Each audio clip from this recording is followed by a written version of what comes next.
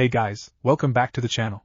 This is a story about what if Naruto was the deadliest prodigy in Konoha. Before I start, please support for more amazing content, and do consider subscribing to my channel and share this video with your friends. This is written by Tainted Legacy and link in description and support writer.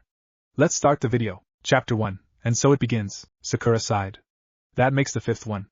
The fifth patient that died because I couldn't do anything, just like I couldn't help Naruto bring back Sasuke-kun. Am I cut out to be a kunoichi? It seems like the 3 years of training that I had with Tsunade-sama didn't do anything at all. Sasuke-kun, why did you become so cold-hearted? When we last met, you were nothing like the Sasuke-kun that was on Team 7. Are you still the same person? Do I still want him to come back? Girl, you gotta let go of him. Look at what's straight in front of you. Ano Naruto? I'm not really interested in Naruto as a boyfriend. Hello, he's everything a girl could want from a guy. He's caring, strong, and he would do anything for his girlfriend. You want him. He saved you from Orochimaru during the first Chunin exams, and later he saved you from Gaara. You're right, Naruto is an amazing person. Maybe I really do love him? He's always been there for me, and everything seemed to get brighter after he returned from his training trip. I guess I do love him. I need to tell him now. He'll probably jump up and down with joy before dragging me off to go eat at Ichiraku's with him. I'm glad that after all of these years that Naruto is still the same. At least he hasn't changed. Naruto sat at the mouth of the waterfall, utilizing his chakra control to keep him afloat. It was something that he had picked up from his 3-year training trip with Jiraiya. Whenever he needed to calm down and think, he would find the nearest waterfall and sit down. Waterfalls reminded him of that mysterious angel he had seen dancing all those years ago during that mission he went on with Team 8, and thinking of that angel always calmed him down. For a while, he had been foolish enough to believe that he had a guardian angel. Damn it! Damn you, Sasuke, why the hell are you staying with Orochimaru? Why can't I get you to come back? If you truly want to leave us here, then shouldn't I let you face the consequences yourself? Should I give up on you? No, I can't give up. I swore on my Nindo to bring you back. Besides, if I can't keep that one promise, then everybody would think I'm a liar, and I won't have her thinking that I'm a liar. She did so much for me and I haven't had any time to make it up to her. I hope she remembers my promise. Flashback, 1 week after Sasuke's departure, Naruto had just gotten out of the hospital, and was on his way to a training field to work out his kinks. During his walk, Naruto started to remember his stay in the hospital. He had been in the hospital for roughly 4 days, the longest that he had ever been in a hospital. Though I suppose having a Chidori shoved through your chest would do that. I'm lucky that Erosenin is going to be training me for 3 years. His stay at the hospital had been memorable. For the first time, he had actual visitors, and they left flowers and get well soon cards. All the other times that he had been hospitalized due to villagers being too short-sighted to see past the QB, he had spent alone with the exception of the few doctors that actually treated him, and Ojizen, the deceased Sandaime Hokage. Even Iruka-sensei didn't know how many times Naruto had been in the hospital. Shikamaru had been one of his first visitors, and was also the first to lift Naruto's spirits.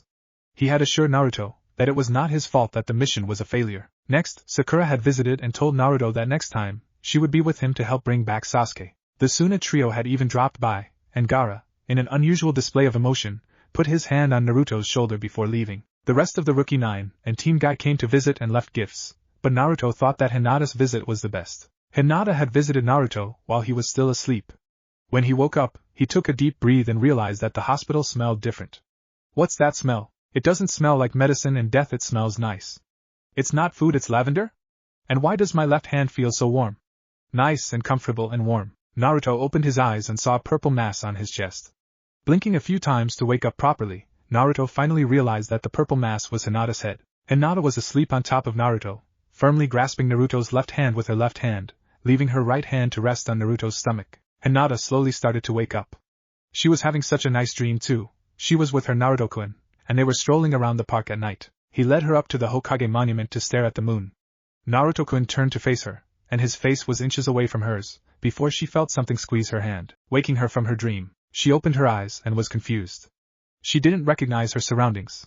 All she knew was that she wasn't in her room, and her pillow was unusually hard and warm. And was it moving? Hinata opened her eyes before remembering that she had been sitting by Naruto-kun's bed, and she must have fallen asleep, meaning that her pillow was Naruto-kun. With a squeak, she sat straight up in her chair, and her face was as red as a tomato. Hi Hinata, good to see you're awake. How long have you been here? Since last night, and Naruto-kun. It's good to see why you awake. Yeah, but I might have preferred to be asleep.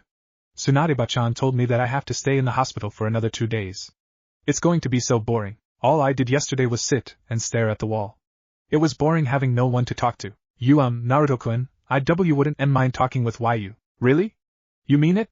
Awesome. And so as the day went on, Naruto and Hinata talked about everything that was on their mind, except for Sasuke's departure. At first, Hinata was a bit tentative to talk, because she was afraid that Naruto would find everything she said to be silly and stupid. However, that wasn't the case. Naruto proved to be a good listener. He didn't interrupt her, and allowed her time to finish her sentences. Eventually, the subject came to Sasuke. Naruto became extremely gloomy at this point. And Naruto-kun, Sasuke-san's departure was not your fault. Please do not blame yourself. It hurts me to see why you in such pain. Do you really think that I'm not at fault? I mean, I wasn't strong enough to bring him back to Konoha. As Sasuke-san was a shinobi of Konoha, meaning that he is an adult. As such, he is in charge of his own decisions. It is not your fault. Hinata, thank you. Thank you so much. You, along with Tsunade-bachan, Ero-sennin, and Shikamaru are the only ones that have told me so. Even though Sakura-chan doesn't say it, I know that she blames me for Sasuke's betrayal. Same with Kakashi-sensei. Hinata simply blushed at his comment and looked away, before getting up to open the mini blinds. She always loved watching the sunset. It had always been a hobby with her, and she especially treasured it because watching the sunset reminded her of all the times she had watched it with her mother. I hope Naruto-kun doesn't think less of me because I enjoy something as trivial as watching the sunset. Wow, Hinata, I didn't know you watched the sunset too. That's awesome. As soon as I get out of the hospital, we should go watch the sunset together on top of the Hokage monument. The view is amazing up there.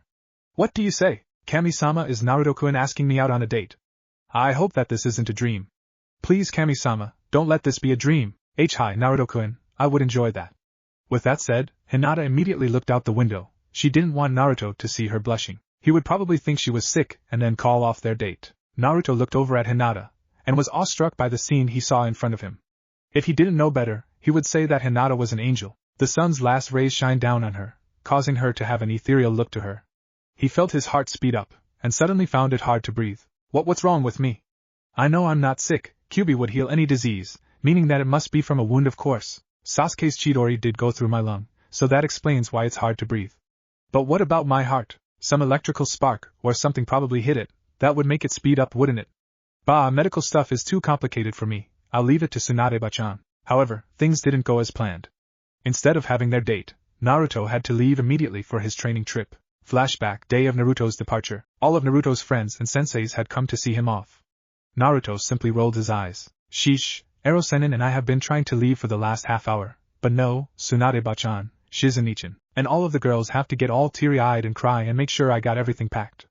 It's almost as if they think I'm a little kid or something. But it's really nice to have people that care about me. Naruto, remember, if you come back as a pervert, I'll kill you. Tsunade shouted before hugging him and whispering in his ear. I don't want someone I see as a son and future Hokage become a pervert, okay? I know how you tend to jump into dangerous situations, but please, please, please, be careful. By this time Tsunade was in tears. I don't want to lose another precious person in my life. Naruto was thoroughly touched. Never before had he seen his Tsunade-bachan so emotional. His body, afraid of such close contact, tensed unintentionally when she hugged him. Feeling him tense up, Tsunade was confused for a second. Why did he tense up? Oh, Kami-sama, don't tell me. A single look into Naruto's fear-filled eyes was all she needed to prove her theory correct. He was abused before. Someone must have hugged him, and then tried to kill him. Naruto, I'm so sorry that I wasn't able to help you before. I can only wonder why Sarutobi-sensei never did anything else to help you.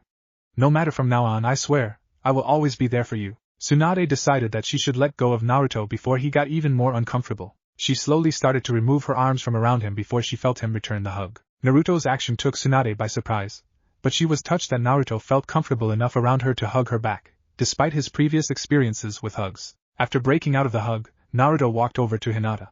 He gave her a small smile before saying, Hinata, guess we'll have to wait until I come back to watch the sunset, huh? Hi, Naruto-kun.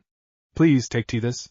I would feel a lot better if you took this with you. She handed him 2 jars of medicinal cream, just like the one she had given him during the preliminary matches. Wow, thanks a lot, Hinata. This stuff works great. Hey Tsunade-bachan, check out Hinata's medicine. It works great, almost as good as your stuff. Hey, I know, why don't you train Hinata-bachan? Damn it, Naruto, what have I told you about calling me bachan? After bopping Naruto on the head lightly, for her anyway, she inspected Hinata's cream. This cream is rather advanced for someone with no prior experience in the medical field. If she was able to create this on her own, then imagine what she could do if Shizen and I taught her. Naruto has a point, maybe I should train her in addition to Sakura. After all, Sakura hasn't shown any real skill in the medical field, despite her great chakra control, but anyone can attain great chakra control with enough practice. On the other hand, Hinata has great chakra control in the Byakugan. With some practice, she could become a legend among all the hidden villages, no, all the elemental countries. Hinata-san, starting from this day, you will be my apprentice, alongside Sakura-san. We can meet at a later date to figure out your training schedule. Is that agreeable to you? Hi. Arigato Tsunade-sama, oigaki, let's go. Time's a-wasting, and we need to start your training. Hi Ero-senin. Well, guess I'll see you all in 3 years. End flashback. Hinata sighed. Naruto-kun had been back for nearly a month now, and she had only seen him once. It wasn't because of a lack of effort on her part though. No, she had been busy with missions, and then Kurenai-sensei's lover, Asuma-san, had been killed in a fight. Hinata had felt obligated to stay with Kurenai-sensei during her time of grief. After all, she had always been there for her whenever she needed a shoulder to cry on. At least Kurenai-sensei had something to remember Asuma-san by. I can't imagine how hard it would be to raise their child by herself. It's hard enough being a single parent, but being a single parent and a konochi is even tougher. I'm glad that so many people have decided to help her. I know that Shikamaru-san has pledged his help in raising the child when it is born, and so have Ino-san, Chuji-san, Shino-kun, Kiba-kun, and I. I was especially surprised though, when I overheard Naruto-kun talking to Kurenai-sensei. Flashback. Sometime after Asuma's funeral, Hinata was hiding behind a tree while she watched Kurenai-sensei. She was worried for her sensei. She had been standing in front of the memorial stone for quite a while. It would not be good for her to stand out there, in both a physical and emotional sense. Just as she was about to confront her sensei, Hinata saw someone walk up to Kurenai-sensei. Is that Naruto-kun? What's he doing here? Intrigued, Hinata continued her silent observation. Ano Kurenai-san? HM? Who is it? Oh, oheo Naruto-san. How may I help you? Ano, I just wanted to say that. Well, yes? Kurenai prodded. She was starting to get perplexed with Naruto's behavior. Never before has she seen him act so flustered and nervous, and she had observed the child a lot. After all, one of her favorite students/surrogate daughter harbored feelings for him, and she had to make sure that her student didn't pick some pervert. I'm really sorry about Asuma-san's death. It's all my fault, and for that I apologize. Both Hinata and Kurenai were confused. His fault? Why does Naruto-kun/san think that Asuma-san/kun's death was his fault? What do you mean, Naruto-san? You didn't kill him, it was that Akatsuki member. Exactly. You know who I am, what I contain, correct? Seeing Kurenai nod, Naruto continued. You should know then, that Akatsuki is after me, along with a few others that share my condition. If I hadn't returned to Konoha, or if I had even been there to help Asuma-san's team fight, then things would have turned out differently. Naruto-san, it's not your FA. No, it is my fault. Don't try to tell me differently, because I know it is. If I had been there, I could have distracted them or fought them off using its power. After 3 years of training with Ero-senin, I am still far too weak. Perhaps Sasuke was right, maybe I am weak. Kurenai had enough of Naruto's speech, so she slapped him across the cheek hard. No, you listen to me. What happened was beyond your control. Do you understand? Even if you had been there, wouldn't the consequences have been much worse if they had captured you than they are now? Maybe you're right, but I am still at fault. How so? You know that my dream is to become Hokage, correct? After receiving a nod, Naruto decided to continue. Then I am sure you know why I want to become Hokage, right? Yes, you wish to gain the respect of everybody, ranging from the villagers to the council. Let me clarify what I meant. What I should have said was this. Then I am sure you know what I said in regards to my dream in actuality. I couldn't care more about gaining the respect of the entire village. There will always be people who refuse to look underneath the underneath. There are 2 main reasons why I want to become Hokage. One is that as a Hokage, I would be able to protect all of my precious people with a greater degree of success than I can currently do now. Second, as Hokage, I would be able to prevent anyone else from living a childhood similar to mine. You know, being beaten, stealing to survive, living in alleys for a few months before I was able to get my own apartment. But even more important than that, I would be like Sandame Ojizen. He was like a grandfather to me, you know. Ojizen always did his best to help me. When he found out that I was living on the streets, he got an apartment for me. True, the apartment was way overpriced and small, but when it rained, I had a roof to sleep under. That's what I want to do for other orphans, to fill that spot as a role model if they have no one else to look up to. But now look at me. Because of me, another child is going to grow up without knowing its father. What kind of monster am I? Naruto-san, please don't blame yourself. It is not your fault that Asuma-kun died, it is the Akatsuki's fault. Now, before you go and say that it was your fault because you're their target, understand this. It is Akatsuki's fault that Asuma-kun died. If that organization wasn't formed, then would he have died? No. So it's not your fault, understand? Arigato Kurenai-san. If you ever need help with anything, let me know, alright? And when the baby is born, I swear on my Nindo that I will help raise the child. It's the least I can do. Naruto-san, thank you.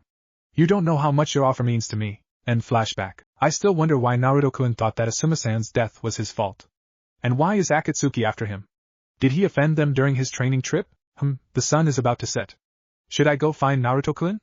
He did promise that we would go watch the sunset together, but it's been almost 3 years since he made that promise. Did he forget?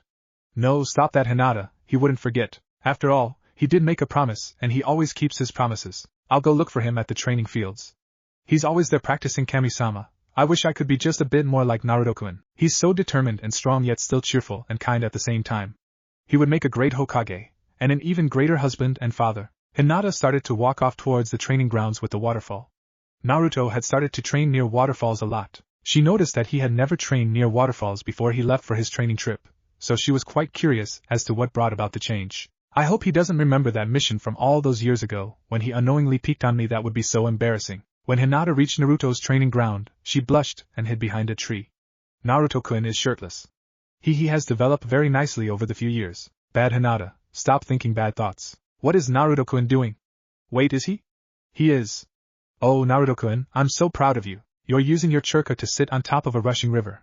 I remember when your chakra control was so terrible that you couldn't climb a tree. And now look at you, you're doing an exercise that many chunin and some jounin would have trouble doing. During Hinata's praise, Sakura walked onto the training field and saw Naruto. Her reaction was somewhat similar to Hinata's. Damn, look at him. Naruto is ripped. Hell yeah, he is. You go, girl, grab him and go home. Man, if he falls in the water, my day would be complete. Naruto! Sakura's shout surprised the two other people on the field.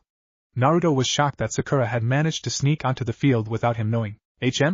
What's she doing here? And why does she have to be so loud? It was rather tranquil here before she barged in. Was I so preoccupied with my thoughts that I wasn't able to sense her? Hinata was shocked for another reason. Oh no, Sakura-san is here. What is she doing here? She never cared about Naruto-kun before. Why does she have to start caring now? I hope she is here for a mission and not for personal reason. Kami-sama, please don't let her start to return Naruto-kun's feelings. Not now, not when I was finally about to confess my love to him. If she does love him, then I'll have no chance to be with Naruto-kun. Watch and need Sakura-chan? No, I just wanted to talk to you about the last mission we were just on. Oh, okay, I'll be right there. That being said, Naruto walked off the river onto dry land, and sat beneath a tree, motioning for Sakura to do the same. Kami, I hope she doesn't start crying because we weren't able to bring back Sasuke. I hate it when girls cry, especially since I have no idea what to do. Look, Sakura-chan, let me remind you that no matter what, I will keep my promise and bring Sasuke back. I mean, I swore. No, Naruto, that's not what I wanted to talk about, Sakura interrupted Naruto. I wanted to talk to you about us. Not Sasuke-kun, us. As in you and me, Naruto. Hinata swore that her heart stopped beating when she heard Sakura's statement. Kami-sama, there's doubt about it. Sakura-san loves Naruto-kun now. Why does Sakura-san always beat me? She is probably more proficient in medical jutsus because of her perfect chakra control. She has a great figure, and she has Naruto-kun's love. Why can't I do anything right? I tried to come and tell Naruto-kun how I feel, but I fail, and I am allowed to see the man I love get together with another woman. Hinata wanted to run away and cry in her room, but she couldn't even move her eyes away from the sight. Tears started to slowly build up in her lavender eyes. What? Sakura giggled. Guess I have to spell it out for him. He's always been a bit dense. Naruto no baka, I'm talking about us becoming a couple. Without Sasuke-kun here to distract me, I was finally able to see who I really loved you. I looked back at all our missions, and I realized that you were the one that was always there for me, not Sasuke-kun. So I guess what I'm saying is that, well, yes, I will go get some ramen with you, Naruto. During Sakura's speech, she started to slowly bring her face closer to Naruto's. Naruto was getting very nervous. Damn it. I don't want to kiss her. I want to kiss Hinata. Wait, where did that come from? Oh crap, how do I get out of this? I don't want to hurt Sakura-chan's feelings, but I don't want to kiss her. What do I? Naruto's ramblings were cut off when he felt something warm and slightly moist press against his lips. His eyes became as wide as saucers, and for a moment he was too shocked to do anything. Hinata had several tears rolling down her face. Kami-sama, why does it feel like my heart is breaking in two? I wanted Naruto-kun so badly, but Naruto-kun's happiness is much more important than my own, so if Naruto-kun wants Sakura-san, then I will let him have her. But why does it still hurt so much? With her thoughts finished, Hinata turned around and ran to her favorite training field. Sakura felt as though she was in heaven. Kami-sama, his lips are so soft and warm. His chest, oh, his muscles are so well developed. I don't want this moment to end. I could die now, and I would die happy. Naruto, however, was feeling much worse. Damn it. I don't want to be kissing her. How do I let her know that I don't love her without breaking her heart? She must have just gotten over Sasuke's departure, and if I say anything harsh to her, she may just lose it. I remember how distraught she was the morning after Sasuke left. What do I do? Naruto braced himself and gently pushed Sakura off of him. Sakura stared into those brilliant blue eyes of his, and Naruto seemed to hear her unvoiced question. Sakura-chan, we can't do this. What? Why not? We both want it. No, I moved on a while ago. I realized that you would always love Sasuke, whether he was here or not. You just have to understand that yourself. I don't love Sasuke-kun anymore. I love you, Naruto. Sakura-chan, listen to yourself. What suffix did you add to Sasuke's name? I added kun. I always did and always will. What's that have to do with anything? One last question, Sakura-chan. What suffix did you add to my name? Easy. Oh, Kami-sama, what have I done? Why do I still love Sasuke-kun? Why? The wills of the heart are out of our control. Do we even have a choice in choosing who we love? We can say that we do, but in actuality, we have no choice at all. The heart has a mind of its own, one that we have no control over.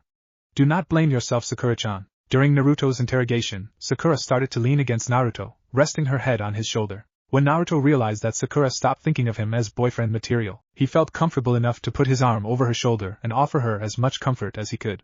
Sakura's sobs slowly stopped as she managed to calm down. Wow, Naruto, that actually sounded intelligent. Where did you hear that? Nowhere. You know that exercise I was doing earlier? When I do that, my mind just thinks on its own, and I come up with some pretty deep stuff. I should probably write it down and place them in fortune cookies to make millions, huh? Sakura laughed, but she couldn't help but fell a bit down. So you don't love me at all, huh? I guess I can't blame you, after everything I did to you when we were younger. When did I say that I didn't love you? But you just say that you didn't love me? I kinda. What I mean is that I wouldn't want to get into your pants or anything. And why not? You think I'm ugly? Huh. Oh, Sakura-chan is getting really mad. Gotta get her to understand me quick, otherwise I'll be flying like arrow senin. No, I'm just not a fan of incest. Incest? Yep. I love you like a sister. I don't love you like I would love a girlfriend or a wife. We've been through a lot together, and well, Team 7 we were a family, you know. Kakashi-sensei was like the older brother who acted like he is too cool to hang out with the little kids, but whenever we needed him, he would show up and protect us. You, Sakura-nichan, were like the big sister who always provided the voice of reason. Sasuke, he was like my twin, always arguing with me, but he was more than that to me. He was also my rival. You know I'm an orphan, right? I've never knew what it was like to have a family look out for you. Not until Irika-sensei came into my life. That was one of the main reasons why I played pranks at the academy. I wanted to have an excuse to spend some more time with Irika-sensei, because I've always thought of him as my father. I know I could have just asked him to spend time with me, but then my reputation as a tough shinobi would go down the drain. By this time, Sakura was in tears. It wasn't because she was sad though, well, at least not for herself. Rather, she felt so bad for Naruto. She realized that of all the members of Team 7, she was extremely lucky. She still had her parents to take care of her, while none of the other members had any sane family members left to look after them. Kakashi-sensei was an adult so he could take care of himself, but didn't he say during their bell test that all of his precious people had died? Sasuke-kun's entire family had been massacred by his brother while he was still a child. Naruto never went through the pain that Sasuke-kun went through because he never had a family in the first place. She had no idea how Naruto could always be so cheerful despite the fact that he had never received a hug, never felt the joy of being praised for a good job, or even being comforted by a mother after experiencing a nightmare. It was then that Sakura came to decision. Naruto-Nizan said that I was like an older sister to him. It's time I start fulfilling my role. I can't believe that after everything I put him through, that he still sees me as his sister. Never again, I will never again leave any of my family members alone. Sakura broke out of her thoughts in time to hear the rest of Naruto's speech. Whenever I was you guys, I always wondered, was this what it was like to have a family? At first, I was scared. More scared than I had ever been. Facing Zabuza didn't even scare me as much as I feared being on a team. I was afraid. I didn't know how to act around you guys. Eventually, I became more comfortable around you guys, and realized that the reason that I always looked forward to our team meetings wasn't to get a new mission or train or learn some new jutsus. I realized that I looked forward to hanging out with my family. At the end of Naruto's speech, Sakura had silent tears rolling down her face. She had never realized how uncomfortable Naruto must have been. Once again, she silently pledged that she would never leave her newfound brother alone again. Naruto-Nizan, listen. My door is always open to you, and if you ever need an ear, I'm available, alright? It isn't good for you to bottle up all of those emotions. Thanks, Sakura-nichan, but are you sure? I mean, I don't think your parents like me because of you now. Don't worry, they used to fear you because of the Kyuubi. But after I told them that you saved me from Gaara, they loosened up. They actually respect you now. Thanks a lot, Sakura-nichan. Well, I better get back to training. I got a lot more to learn. Oh, before I go, I have one more question for you. Yeah? How did you know that you love me as a sister, and not as something more? Sakura started to look a bit embarrassed, because she felt she was prying into personal business. But then again, now she was his older sister, and sisters had the right to pry, didn't they? Oh, I read a book that described love, and I wasn't feeling any of the symptoms. Symptoms? Yeah, you know, getting all hot and stuff like that. Sakura could feel her face heat up. She couldn't believe what Naruto thought love was. Ano Nizan? Sorry to burst your bubble, but those symptoms are only felt at later stages of love. Haven't you ever felt your heart beat really fast or find it hard to breathe? Nope, wait. Yes, when I was in the hospital after Sasuke's departure. My heart started beating really fast, and I had trouble breathing. I just thought that it was a side effect of having a couple of Chidoras shoved through my chest. So that's love? Yup, so who are you thinking of? Not telling you. You would tell Ino, and then between the two of you, the whole village would know. No, I wouldn't. Would too. Back at the hospital, the only girl that really visited him was Hinata, so that means kawaii. Naruto Nizan is in love with Hinata, and Hinata is in love with Nizan. They would make such a great couple. After Sakura left, Naruto resumed his position on top of the river. He had far too many things going on his life to deal with. The sun is setting. I really should go find Hinata and ask her to go see the sunset with me. So I love Hinata? Does that mean I should call her Hinata-chan? I guess I really do love her. How could I not have noticed her before? She's always been there for me, and she never laughed or ridiculed me at the academy. In fact, she was there for me before my match against Niji all those years ago. Wait, what am I thinking? I can't get together with her. Hinata's a Hyuga, the heiress in fact, and here I am, nothing more than a genin. There's no way her family would allow us to be together. Then add the fact that they probably think that I'm the QB. There's no way that they would let us be together. Oh well, I'll tell Hinata everything, then let her decide whether she still wants to be with me. Just as Naruto was about to leave and head to the Hokage monument to watch the sunset, he felt a slight tugging in his mind. Curious, Naruto got up from his spot and walked over to the tree that he had sat under with Sakura. Once he was comfortable, he started to meditate, realizing that the pull on his mind could mean only one thing. QB wanted to talk to him. Inside Naruto's mind. Toto. Get your ass over here. We need to talk. Hi, coming. What do you want now? No one else besides Jiraiya knew that during Naruto's training trip he had befriended QB. They didn't even tell Tsunade, because if any member of the council found out, then they would most likely try to kill Naruto. Naruto had realized that the way QB acted didn't match the way that he was described in the texts. The text always said that he was a bloodthirsty beast, ready to skewer or roast any shinobi nearby. When Naruto had to ask QB for Churka, he had always seemed willing to do so. Jiraiya believed that QB was eager to help in order to save his own skin, because if Naruto died then so did he. Naruto on the other hand believed that there was another reason behind QB's eagerness. Maybe it was the way that QB talked or offered his Churka, but Naruto couldn't sense any selfishness or deception in QB's voice. Naruto was quite skilled at being able to read people's emotions through their words and motions. When he was growing up, he had to be able to tell who he could trust. Sadly, that number of people that he had trusted could be counted on one hand.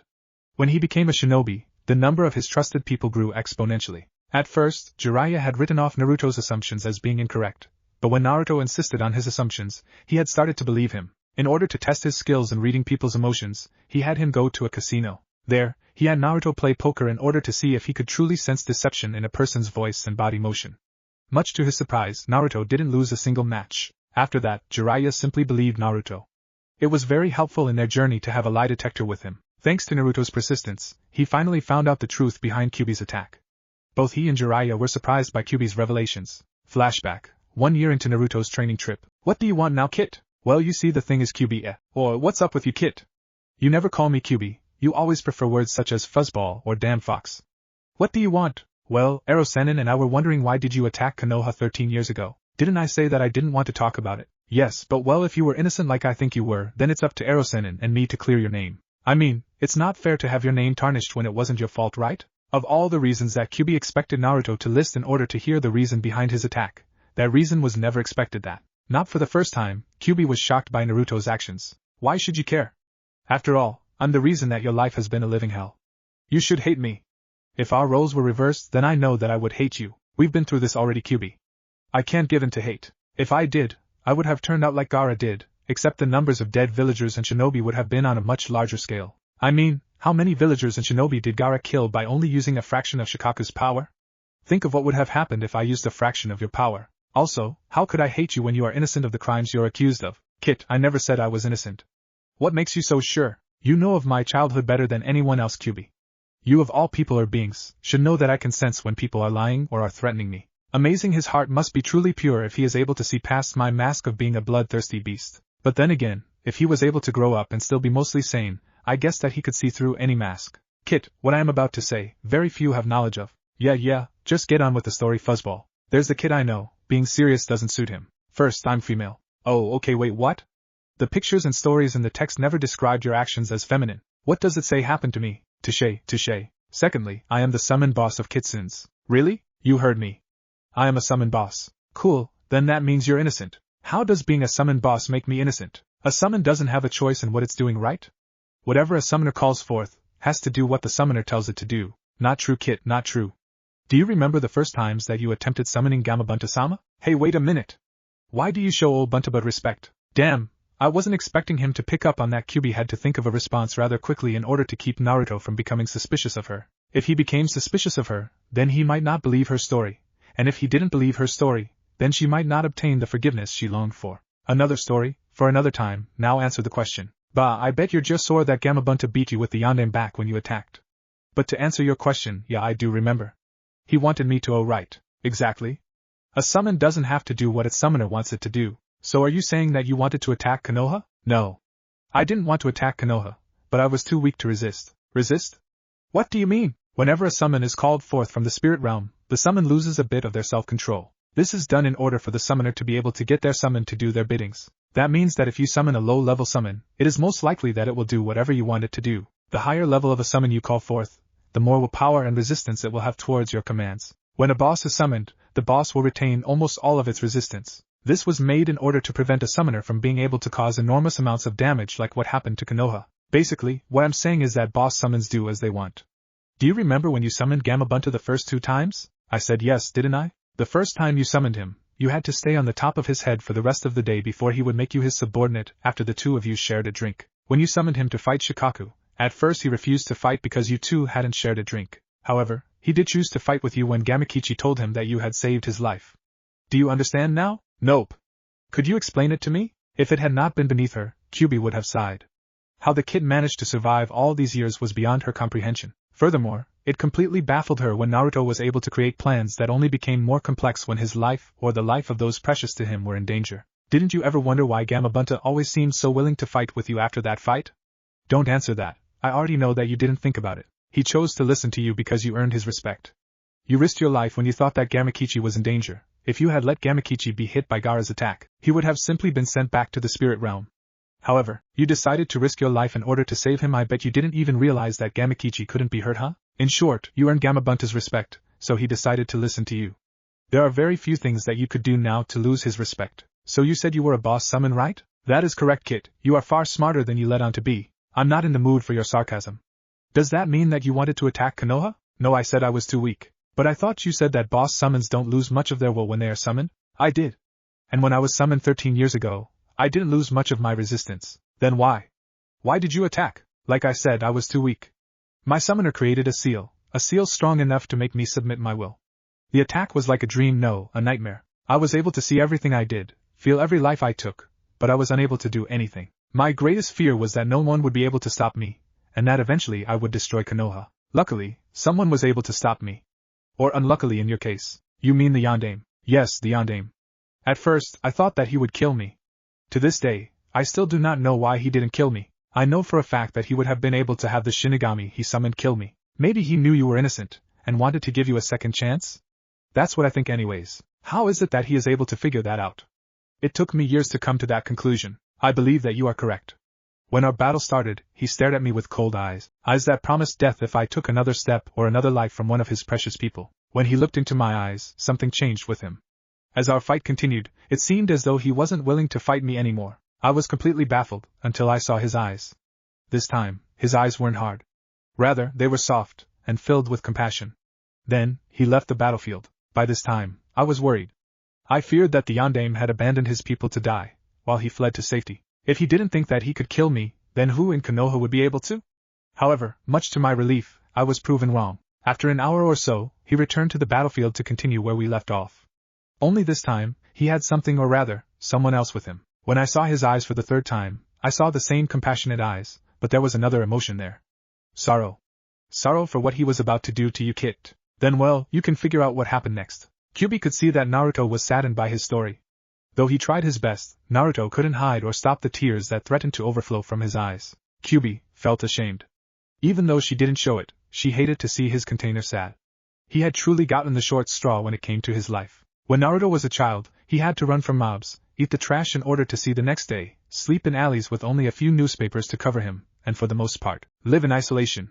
Even the few bums in the alleys didn't want to associate with him. Kyubi had long ago sworn to herself that she would do whatever she could to help Naruto get what he wanted and do her best to protect him. After all, it was her fault for being weak that Naruto had to suffer. Kid, I am so sorry, so very sorry. If I was stronger, then I would have been able to resist my summoner. I understand if you hate me. Should you decide that you don't want to have anything to do with me from now on, I promise that I won't bother you again. Shut up. Shut up, shut up, shut up. Naruto's voice first started out devoid of all emotion, but by the end, it was filled with anger. It seemed as though he was trying to burn a hole through the ground, with his hair covering his eyes, making it impossible for her to read his emotions in his eyes. However, she was able to notice the change of emotion in his voice. For some reason, a reason that even Kyubi herself couldn't understand, she felt terrible.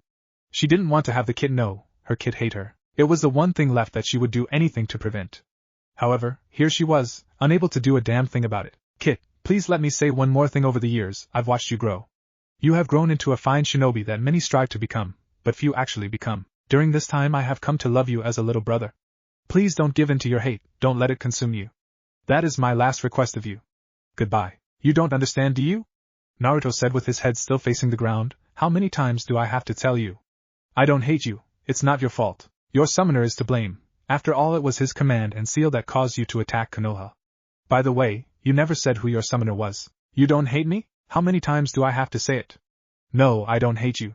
Besides, if it wasn't for you, I would have died. I can't even count how many times I've survived because you healed me. But if it wasn't for me, then you wouldn't have had to be beaten within an inch of your life by the villagers Ototo. I wasn't referring to the mob attacks. I was talking about the time that you healed me in battle, especially when I fought Orochimaru and Sasuke. Besides, I've come to see you as an Ototo. Thank you. You don't know how relieved I am that you don't hate me. Thank you so much. As for who my summoner was, well, he is the causer of many sins, Orochimaru. I don't understand, why did you let Orochimaru of all people sign your summoning contract? I didn't. I never had a summoning contract. At first, I allowed him to summon me because I was impressed by his strength. He had the knowledge of ninjutsus like his sensei, the Sandaime, but his skills on the battlefield surpassed those of his sensei and teammates. I witnessed him fight during the IWA Konoha War, and I was impressed. I decided then and there that I would make a deal with Orochimaru. Before a summoning contract can be made, the boss summon must first prove that their clan is worthy of becoming summons. In order for this to happen, the boss must take part in a battle alongside their temporary summoner. However, the boss summon is given only once chance to prove their worth in a battle, even if a different summoner is chosen. Then, 5 summon bosses will form a council and decide whether or not the battle was sufficient enough to allow the boss's clan to become summons. If the battle was not enough to please the council, then the summoner or the boss would have to go through several difficult trials before being accepted. Most often, the trials consisted of the summoner fighting against one or more members of the council. I was so eager to show the world the power of the Kitsune tribe, that I offered the first strong shinobi that I saw my temporary summoning contract. It was a big mistake to be so hasty. Had I waited before choosing Orochimaru as my summoner, I would probably have chosen the Yondaime, or even Tsunade or Jiraiya to become my summoner. But my haste led to my downfall. If I had listened to the council's warnings regarding my choice of summoners, I would have taken more time to observe Orochimaru before I gave him the temporary contract. But I was far too eager, far too willing to show the world the might of the Kitsune clan. Orochimaru immediately agreed. I guess that when he realized that I was a bijou, he was willing to do anything to earn my power. He summoned me once for a minor fight, just to see how I fought. Needless to say, he was impressed by my power, but he noticed that I never killed in cold blood. It was then that he realized that I would never submit to his will should he act on his true desires. After that fight, I wasn't summoned for quite some time. I was wondering if Orochimaru had forgotten about my temporary summoning contract. Just as I was ready to go look for him and remind him of our deal, he summoned me. He told me to attack Konoha, but I refused. I knew that if I did attack, then thousands of people would die, not to say that it would not be a battle so much as a massacre. It was then that he used that controlling seal on me. You already know the story of the attack, but what you don't know is what happened after I was sealed inside of you. After the sealing was complete, my spirit was summoned to meet with the 5 bosses who had been overseeing the creation of the Kitsune summoning contract. Because I had not only failed to show them why the Kitsune clan deserved a summoning contract, but also caused major destruction, they forbid me from becoming a boss summon. In addition, the Kitsune clan became leaderless. Since I had not died, my clan could not elect a new boss summon to attempt to bring the Kitsune clan to glory. So for 16 years, the Kitsune clan has been without a true leader within their midst. Naruto was slowly thinking over everything that he had heard. It was quite a lot to take in. Well, that means you're innocent. And manipulating you into attacking Konoha is just another crime to add to Orochimaru's list, not to mention another reason to beat him up. Ototo, listen, if you run into Orochimaru again, I want you to run away. He is far too powerful for you to face now. Wait a few more years before you fight him again. No. What? What do you mean no? You are nowhere near his strength. If you fought him, you will surely die. What type of sister would I be if I let you die in a battle that you cannot win? I said I'm not going to run away. I swore that I would never run away back on our mission to Wave. I'm not going to back down now. Damn it, Otuto, this isn't about your pride. It's about your life. Your damn life. Look, I just said I'm not going to run away. Listen to my reasons before you go on another rant. Right now, Orochimaru has no reason to come after me. So if I do run into him by chance, he'll probably leave me alone, because he doesn't have time to waste on me. Besides, he knows that if he kills or captures me, Akatsuki will attack him for interfering with his plans. But if I do end up engaging him, it won't be because I'm itching for a fight. It'll be to defend Konoha and my precious people. Kyuubi was amazed at Naruto's words. After all he had been through, he was still willing to die for a village that scorned and hated him. Maybe he could be the one. No, she shouldn't think of that. Alright, you win, Otuto. You win. If you do fight him though, don't be afraid to ask me for my churka, alright? Gotcha, thanks for everything, Anu. And flashback. Watcha want now, Anu? I'm kinda busy. Nothing much, just wanted to say that I'm proud of the way that you handled that situation with your new sister. I was surprised that you didn't come ask me for advice. Yeah. So, what did you really want? Damn, he's getting really good at reading me. Well, better would be more appropriate. Nothing. Right now tell me or else I'll go eat as much ramen as I can. Kyuubi hated ramen. Well, she didn't hate ramen itself, she hated how much of it that Naruto ate. It was always a challenge to destroy all of the byproducts that ramen created. In fact, if she hadn't destroyed all of the harmful byproducts, Naruto would probably have died from malnutrition. It wasn't entirely his fault though. After all, Naruto wasn't a very good cook, and the only thing he could buy at stores besides spoiled milk and rotten fruits and vegetables was instant ramen. Plus, there was the fact that the only restaurant that served Naruto edible food was Ikaraku's. Fine, you win. I just got lonely, okay? When was the last time we had some time to bond? At this point, Naruto became very ashamed of himself. He of all people should have known what loneliness was, how painful it was. How many times had he debated whether being stuck by a Chidori in the chest was more painful than being plagued by loneliness during his training trip? The answer always came out the same.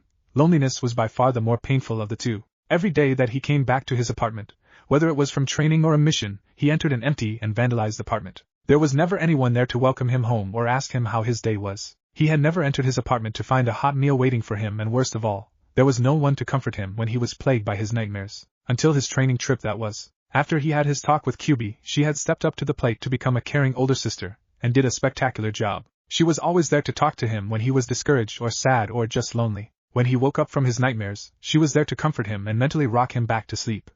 No matter what happened, she was always there to help him. When he fell, she was there to pick him up. While she was performing her job as a sister with spectacular success, here he was, failing pitifully in his brotherly duties. He had never done anything for her, and he felt terrible. Weren't brothers the ones that were supposed to take care of their sisters? How could he not have helped the one person who helped him when others could not? Sorry about that, I've been kinda busy lately. I know. I'm just trying to give you a hard time. Oh, that was mean of you. How about a game of Shugi? The two of them started to play the game. During his training trip, Naruto had realized, with the help of Kyuubi, that Shugi was a game of strategy. Every move could be related to a battle. With that in mind, he started to play like mad. After a while, his battle plan started to become even more effective than before. Well, Otuto, you should probably be heading home now. Sleep tight. Wait, I got something to ask you. Yes? You mentioned that the 5 summon bosses on the council refused to allow you to become a boss summon, correct? Right on, Otuto. How do you contact them? A long and complicated process. But why do you want to know? Anu, with your permission, I would like to become your temporary summoner. What? No. Proving our worth on the battlefield is much easier than the trials that we will have to go through. There is a high chance that you will die during these trials. I don't care. You deserve to become a boss summon, that way I'll be able to summon you out and let you stretch your legs every so often. Also, in the coming times I will need your power, both yours and the Kitsune clan's. You already have the power of the Toads. True, but if the times ahead are as dark as Erosenin and I fear, then we will need all the help we can get. Besides, what if there is a large battle, and Erosenin and I were separated, and we both need the power of a summon boss? You're talking about the information you managed to gather on Oto, aren't you? Yes. If the information is true, then the coming battles will soak the ground with blood. Fine, you win. I'll arrange a meeting with the bosses that were in charge of my contract, but there are a few things that you need to know first. Okay. What? When you contact the council, only your spirit will go to the spirit realm, leaving you in a comatose state. That means that your physical body will be vulnerable to attack. Should someone cause enough damage to your body that would kill you, then you will die. Another thing that I have to tell you is that during your trials, at least one of them will be a fight, that much I can guarantee you. So, before you meet the council, make sure you are fully rested. Wait, if I'm in a fight with my spirit body, will my physical body take damage too? I was getting to that. The answer is yes, which is why you are allowed to have a irionine or two by your physical body to heal it. Though your physical body will be healed, the damages will still be felt by your spirit body. For example, if your leg is broken during the fight, a irionine is allowed to heal your broken leg. For the remainder of the fight, your leg will still feel and respond to your commands as if it were broken. When you return to your body though, your leg will function normally. Finally, this will be the first time that a summoner and summon boss has ever contacted the council. Before, the council always contacted the pair on the mortal plane. When you enter the spirit realm, Naruto was suddenly pulled out of his mindscape when he felt a sharp pain on his right arm. Looking down, he saw that a small one-tailed red kit was the cause of his pain. Naruto was used to being interrupted by kitsens. Somehow, they were able to tell that he held Kyuubi inside of him. He wasn't sure what to think of that. Kitsens were able to distinguish between the Kyuubi and himself, while his fellow humans, supposedly the smartest animals around, were not. During his training trip, kitsens would often run up to him hoping to play or asking for his help.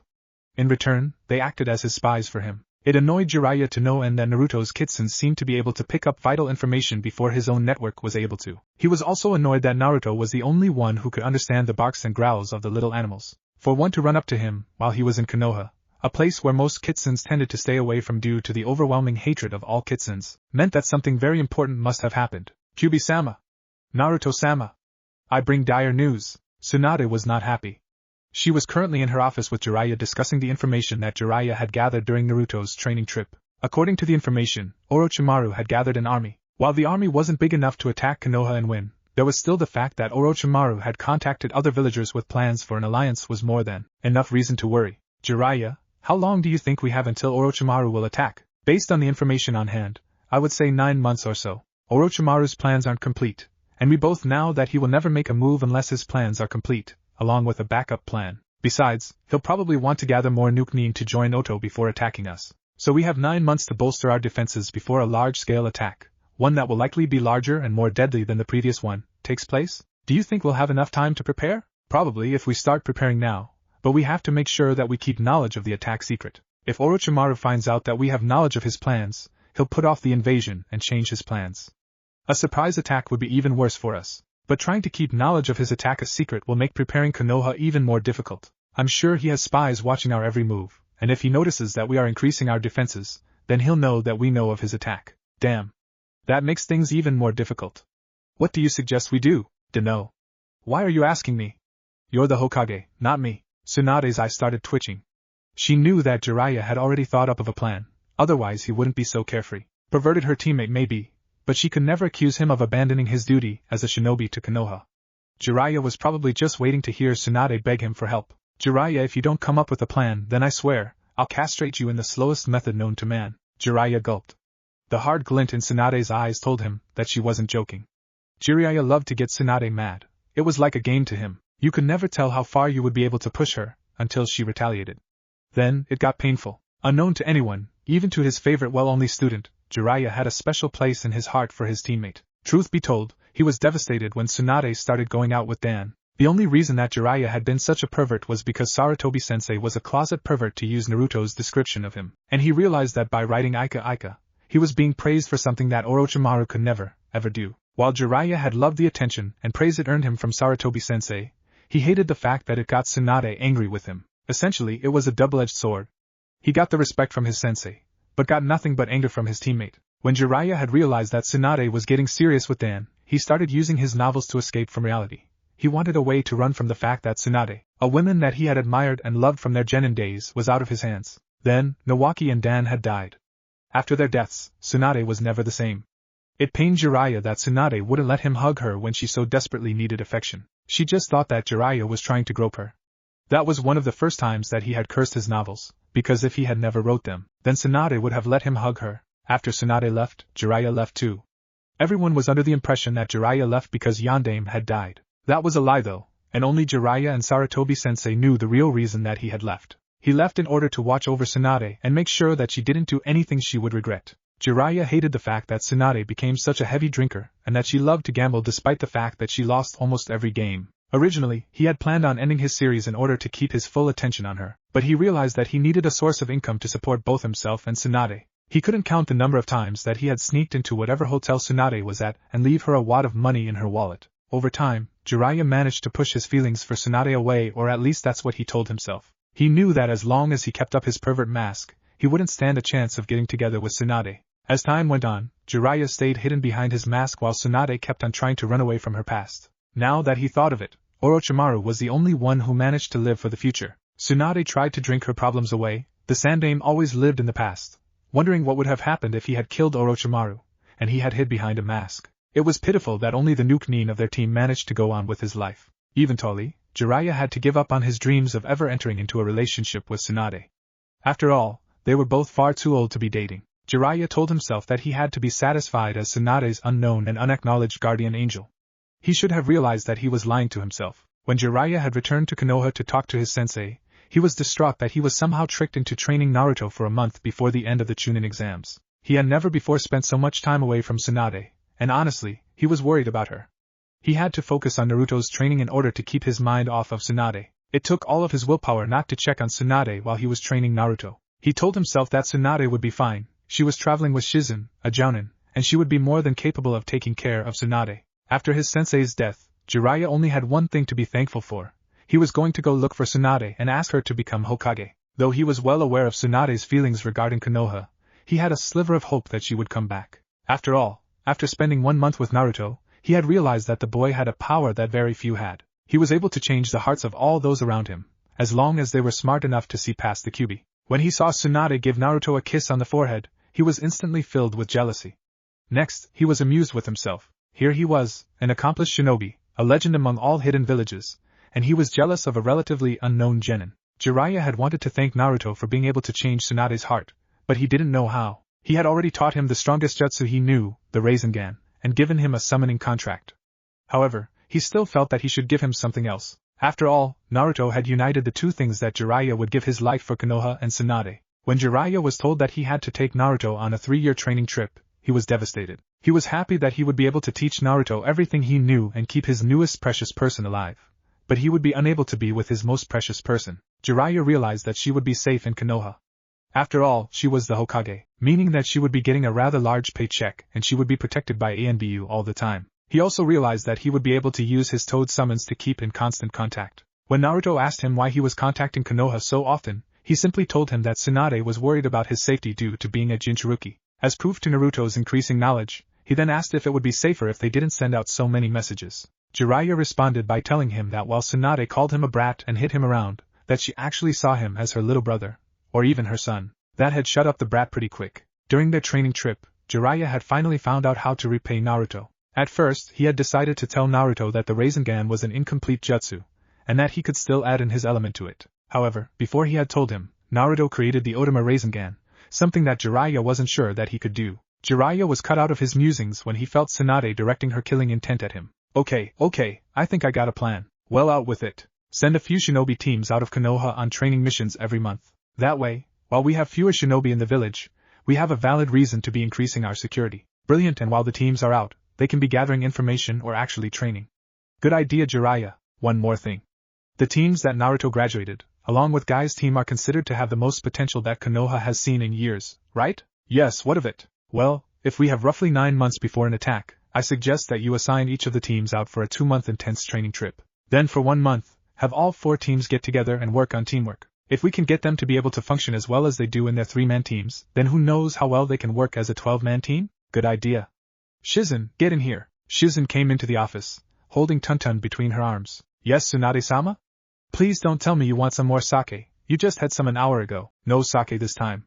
I need you to get Kakashi, Kurenai Guy, and Yamato and have them meet me in my office in an hour. And tell Kakashi if he doesn't show up on time, then Jiraiya will be in no condition to write Ika Paradise anymore. Yes, Tsunade-sama, I'll go get them now. An hour later, all 4 senseis, well, temporary in Yamato's case, seeing as he was only taking charge of Team 8 until Kurenai had her baby, were outside Tsunade's office. Guy, never one for silence, was the first to speak. Rival Kakashi, what has happened to you? What do you mean, Guy? You are on time.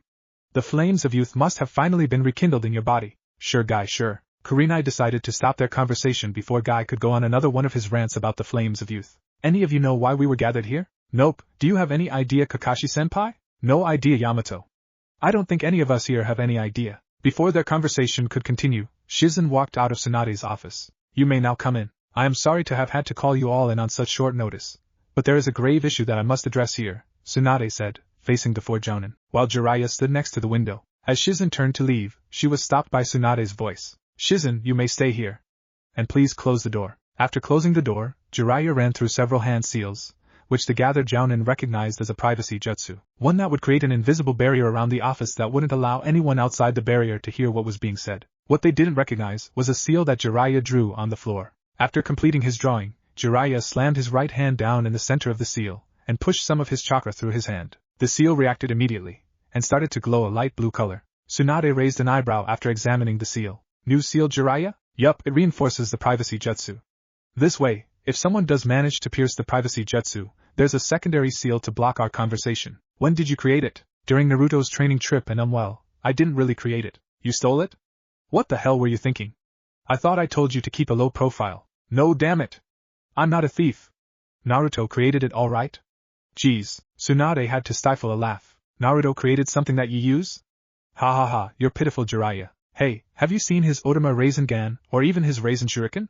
I didn't make those either, and those two jutsus alone are probably some of the strongest in Konoha. As much as I'm enjoying your lover's quarrel, Kakashi interrupted before Tsunade could retort, I would like to know why we were summoned. After both Jiraiya and Tsunade stared at Kakashi, Tsunade cleared her throat. Jiraiya has come across some rather disturbing information. In approximately 9 months, Orochimaru will attack Konoha. After hearing her words, all the jounin in the room stiffened. The last time Orochimaru had attacked, the results had been devastating. None of them wanted to lose another Hokage. Why are you telling us? Shouldn't you be telling the council? I will, Kakashi, I will. But first, I have something I need to tell you guys. Since all of your teams are widely recognized as some of the finest shinobi that Konoha has seen in years, each of your teams will be going on a 2-month training trip. Yamato, I want you to take Team 8 first.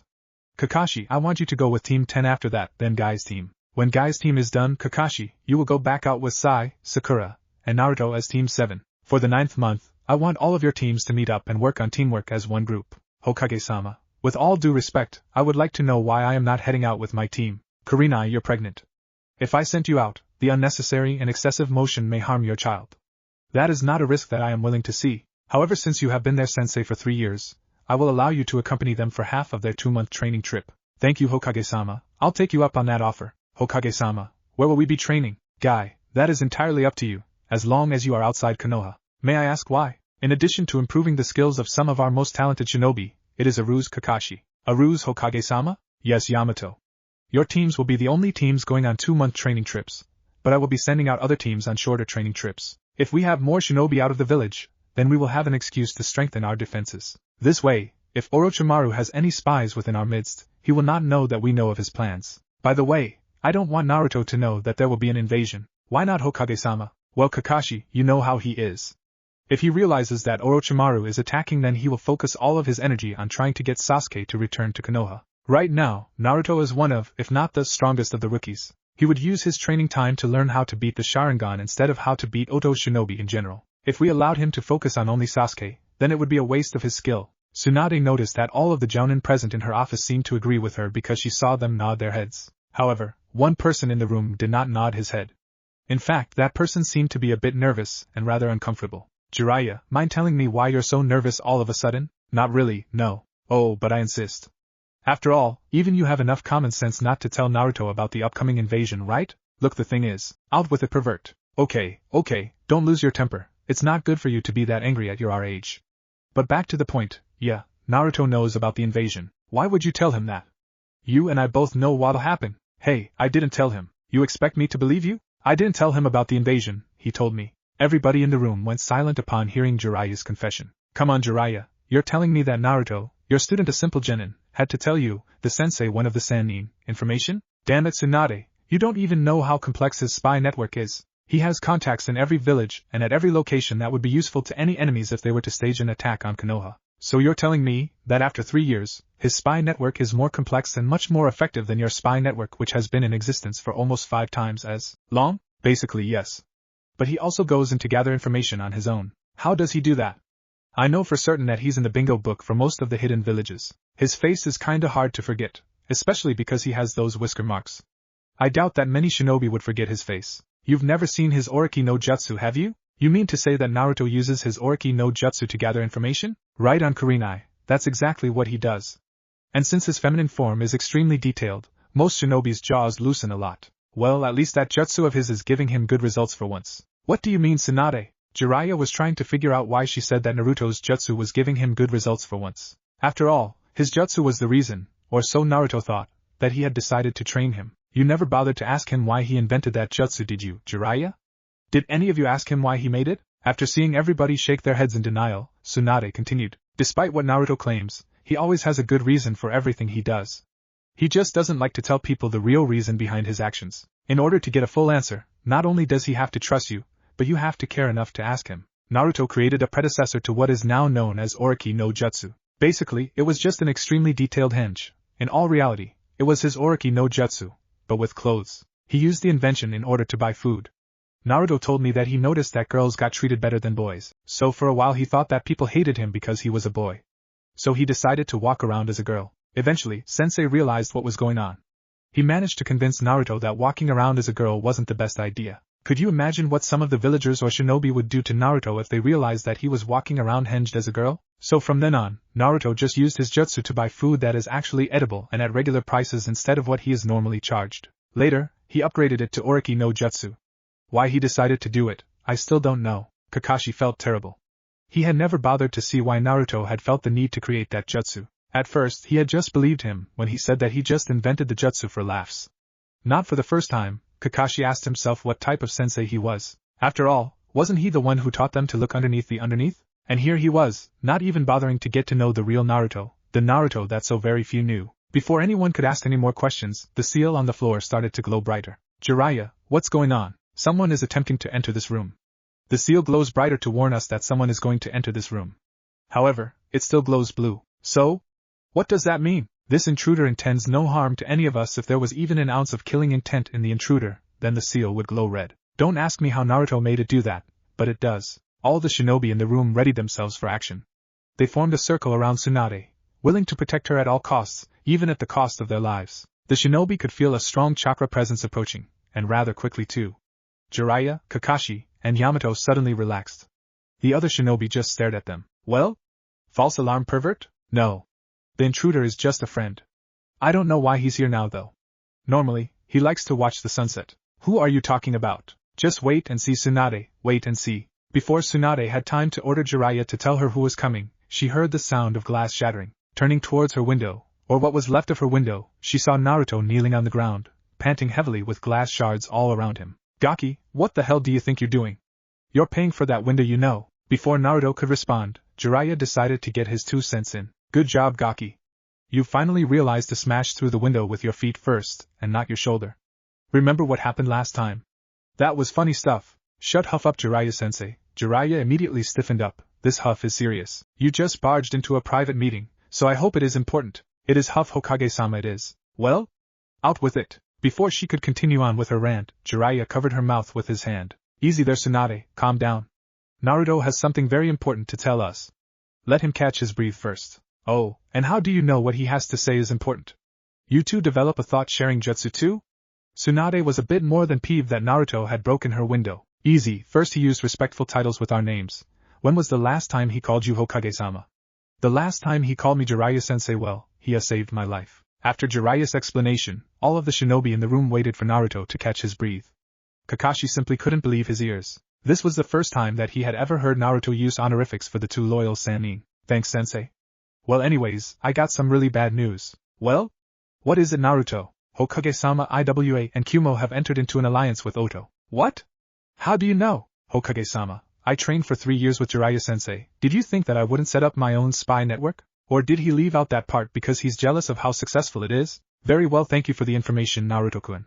I'll give you a bonus the next time you complete a mission and pick up your pay. That's not all. Hokage-sama Akatsuki has also decided to help Orochimaru. What? Chapter 2, The Misunderstanding. What do you mean Akatsuki is helping Orochimaru?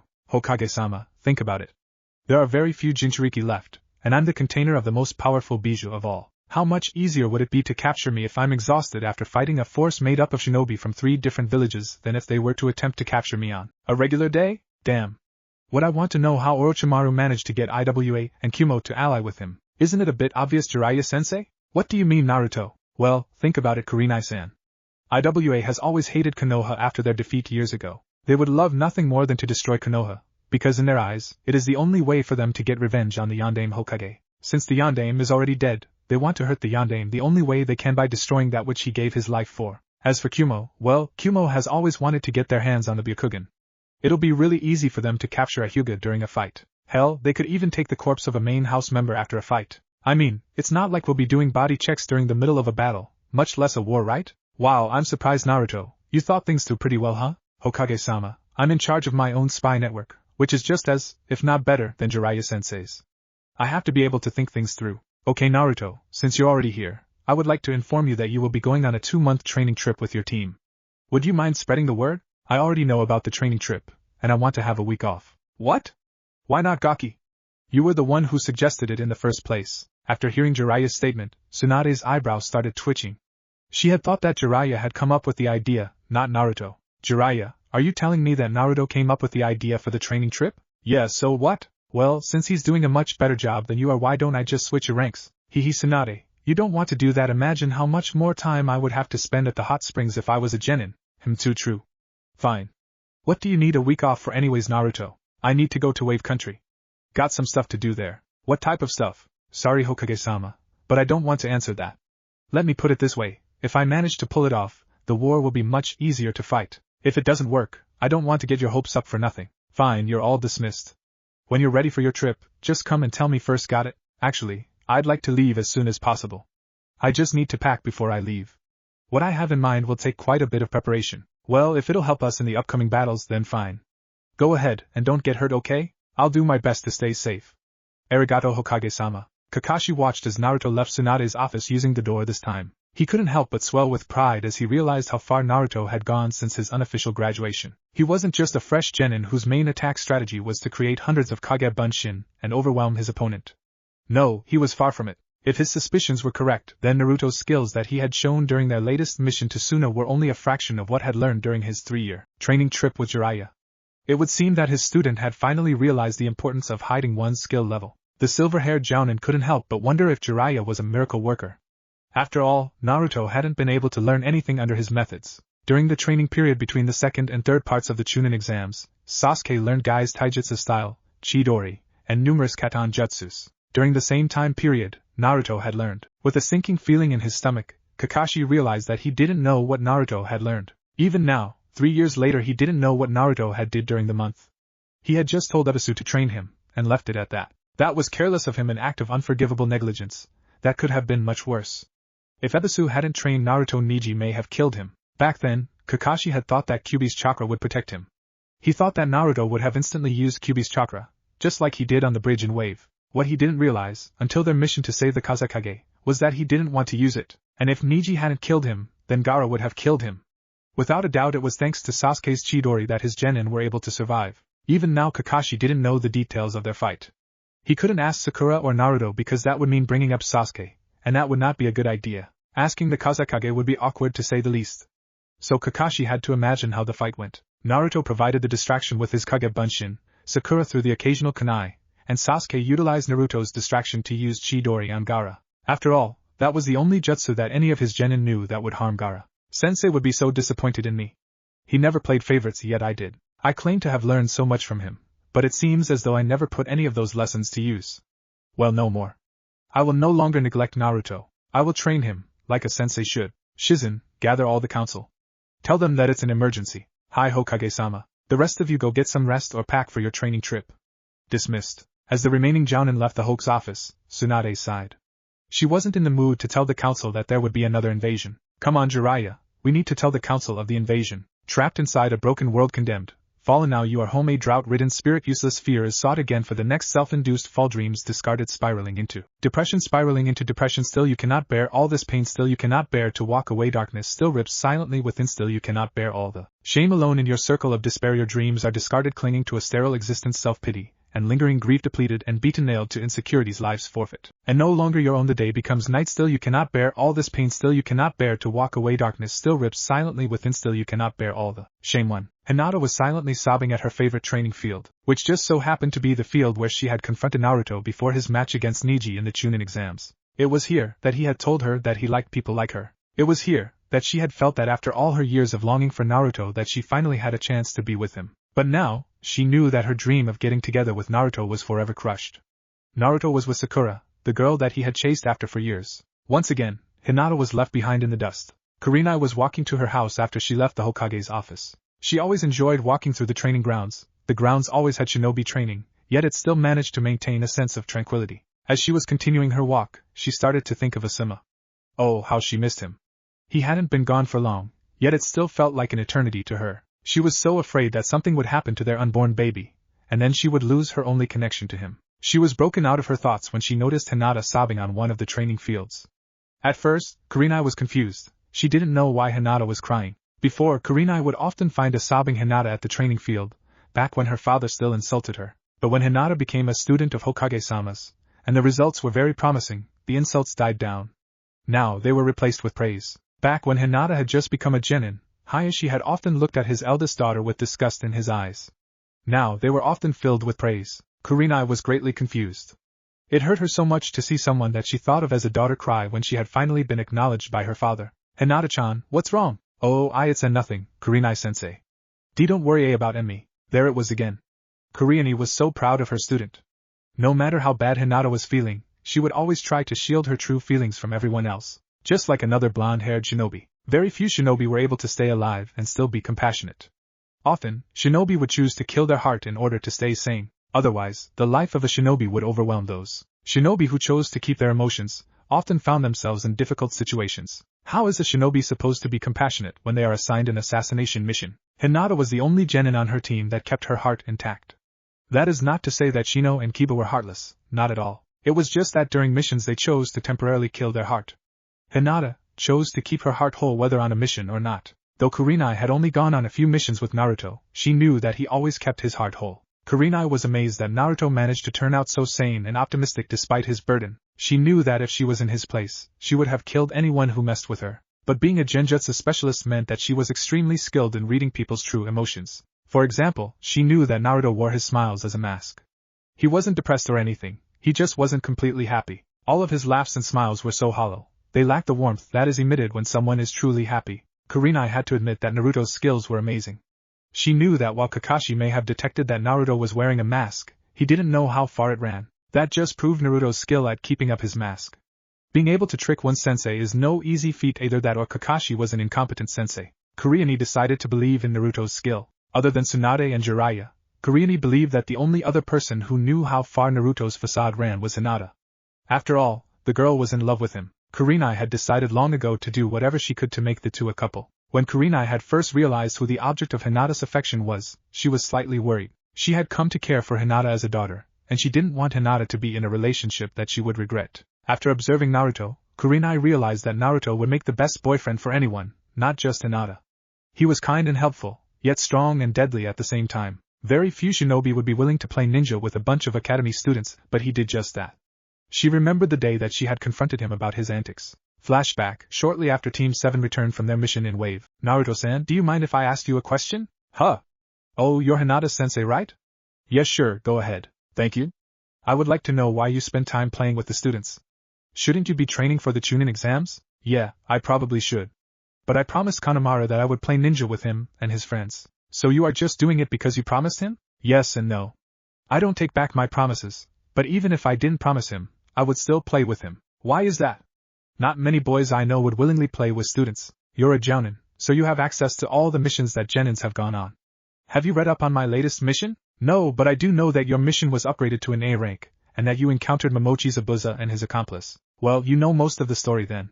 What you probably don't know is that I made my first 2 kills on that mission. Kurenai was stunned. Here was a genin, barely 3 months out of the academy, and he had already made his first kill. No kills. She couldn't believe it. Genins shouldn't be forced to kill so soon. Why? What happened? Where was Kakashi? The rest of my team was at the bridge, guarding Tsunade, the bridge builder. I was suffering from chakra exhaustion. I trained too hard the night before. Anyways, when I woke up the next morning, I heard some commotion downstairs. Turns out that there were these 2 samurai thugs that tried to kidnap Tsunami, Tsunade's daughter. I had to fight them. I couldn't let them take her or her kid Inari. I managed to make it look like I just knocked them out, but in reality my shuriken killed them. I had to fake it, and make it look like I just knocked them out though. Why did you have to fake it? Tsunami and Inari especially shouldn't have to see death. Tsunami was far too kind, she reminded me of Hinata actually, and I didn't think that seeing someone being killed in front of her would be good. Inari, he had just gotten over the death of his surrogate father the night before, and I thought that if he saw someone die, he would lose it again. I couldn't let that happen. You could have just knocked them out though. Why did you kill them? If I knocked them out, they could have escaped and kidnapped Tsunade while I was away at the bridge with the rest of my team. Since I had no idea of knowing how long it would take to clear up the mess on the bridge, I had to kill them. I couldn't let them harm Tsunade or Inari. I know. I just wanted to make sure that you knew why you had to kill them. It was very mature of you to do that, thanks. You know, it's kind of strange that I'm telling you this. Oh? And why is that? Besides from Ajisen and Irika-sensei, you're the only one who knows that I've killed. I haven't even told Sakura-chan or Sasuke yet. Why not? Sakura-chan isn't ready to deal with death. She just realized on this mission that she has to be strong. Her book smarts didn't help her during any of our fights. Sasuke would start complaining that I beat him in something. To be honest, I don't really feel like dealing with having the emo boy wonder blow a gasket because I did something he wasn't able to. Okay, I can understand your reasoning, and I must say, it was very mature of you. You should be commemorated on your thoughtfulness of your teammates' emotions, but you still haven't answered my question yet. Why do you play with the students? Naruto started blushing. He couldn't help it, so very few people in his life had ever complimented him on anything. Most of his life he had been scorned. It was a wonderful feeling, being praised for something. I haven't, have I? Look at them. They're all so innocent and happy. They have no idea what they've signed up for. Sure, they think they'll go on missions and protect princesses and whatnot, and that's true once they get strong enough. What they don't realize is that even on escort missions, they may be forced to take a life. They have no clue what it's like to take a life, and I intend to keep it that way. The life of a shinobi is hard, very hard. They don't need to know what it's like to take a life, not yet anyways. They need to keep their innocence. Once you have taken a life, there is no going back. The blood will forever be on your hands, and nothing that you do will ever make it go away. Kakashi-sensei said that killing was easier after the first time. He was only partially correct. The physical action of killing someone does get easier after the first time, but dealing with the fact that you have taken a life gets harder after the first kill. When you look back on all the lives that you have taken, you only realize that you have killed so many. I understand, Naruto-san. So you are trying to preserve their innocence? Yes. You know of my condition, correct? Yes. And before you say anything, I don't hate you for it. In fact, you have my respect for being able to carry such a burden. Thanks, you don't know how much it means to me. Anyways, due to my condition, I was never able to have a childhood. I was constantly on the run, looking for food or shelter, or even trying to outrun a mob. I like to think that because of the way I was forced to grow up, I know the pains of not being able to have a childhood. I never want anyone to grow up too early. I was forced to grow up too early, and I always wonder what it would have been like to live life as a regular kid. The pain of having to carry the same responsibilities as an adult was so painful. So that's why I play with the students. They need to have their childhood be a pleasant experience. I'll do anything for them to keep their innocence, even if it means getting mocked at by my peers. Kurenai was in shock during Naruto's speech. He had never talked so eloquently before. She had to wonder just how much of Naruto's true personality she knew. For him to be willing and able to do so much for academy students, he must have a truly giant heart. That is very noble of you, Naruto-san. Thank you for your time. No problem. Now, excuse me please, I gotta go meet Konohamaru and his friends to play ninja. See ya. And Flashback. Hinata-chan, you are my student. I will always worry about you. Now, what is bothering you? Kurenai-sensei, I'm so confused. Is there anything I could do to help you? I lost something very important to me. I've wanted it for so many years now, but now it's out of reach. Someone else got to it before me. I know it's selfish of me, but even now, I still want it. Even though my brain tells me to give it up, and my heart says differently. Why? Kurenai knew that Hinata was talking about Naruto. She could feel her student's pain. After all, she had lost her lover, and that was like what Hinata was going through. It hurts because you care so much. Maybe just wait, and see what happens. Who knows, maybe you'll get another chance. Or maybe you don't really want that, something only time can tell. But no matter what, always listen to your heart. Kurenai-sensei, arigato. I think I just need to stay here for a bit longer. That's fine, Hinata-chan. Do get some rest. As Kurenai continued her walk, she swore that she would confront Naruto. She didn't know what she would have him do, but she would be damned if she let Hinata keep crying. Kurenai quickened her pace. She knew that Naruto would be gone for a week for obvious reasons, and she didn't want to see Hinata depressed for a week. Unknown to Kurenai and Hinata, there were 3 eavesdroppers. The 3 eavesdroppers were none other than Hyuga Niji, Aburame Shino, and Nara Shikamaru. All 3 had noticed that Hinata was more depressed than usual, and decided to see what was wrong. Ever since Niji's defeat by Naruto's hands at the Chunin exams, he had become a kinder person. He didn't long for Hinata's blood, instead, he longed for her happiness and safety. Niji had truly fulfilled the role of a guardian. Shino was there because he cared for his teammate. He thought of her as his little sister.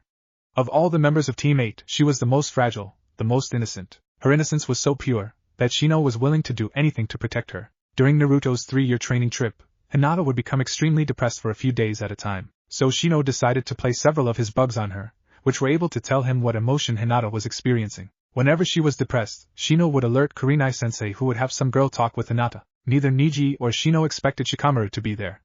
Shikamaru was there for one reason: Naruto. He knew that Naruto was in love with Hinata, even if he didn't know it himself. When Naruto was in the hospital after Sasuke's defection, Shikamaru had noticed how Naruto was always happy after talking to Hinata, so he decided that he would try to get the two to become a couple. He had seen how hard Naruto's life had been after he decided to follow Naruto one day after classes at the academy were over. Shikamaru wanted to know why Naruto came to class with a broken arm. He didn't believe him for a minute when he said that he tripped and fell. Shikamaru knew that Naruto wasn't clumsy. If he was, then he would never have been able to do his pranks.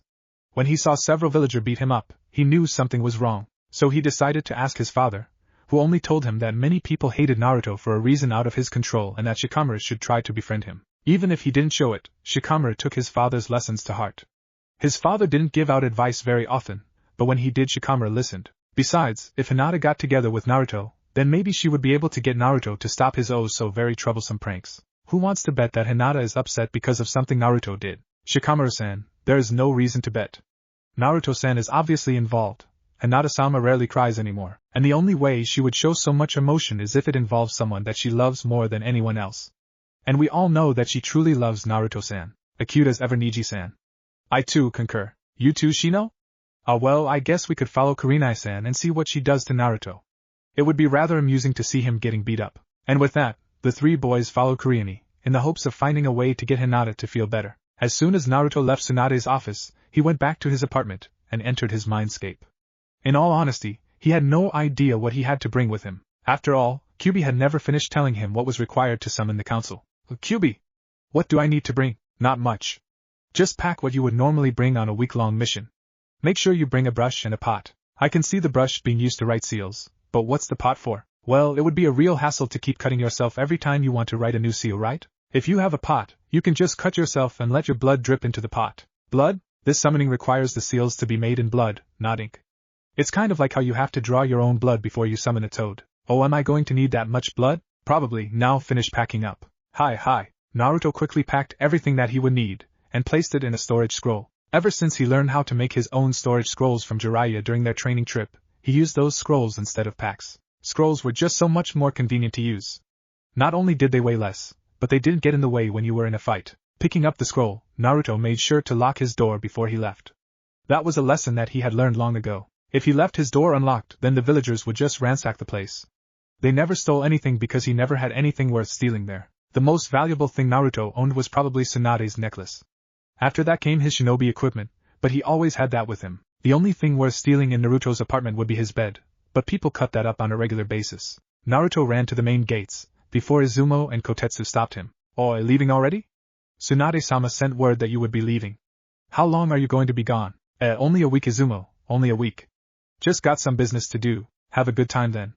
See you around. Sure thing, Kotetsu, sure thing.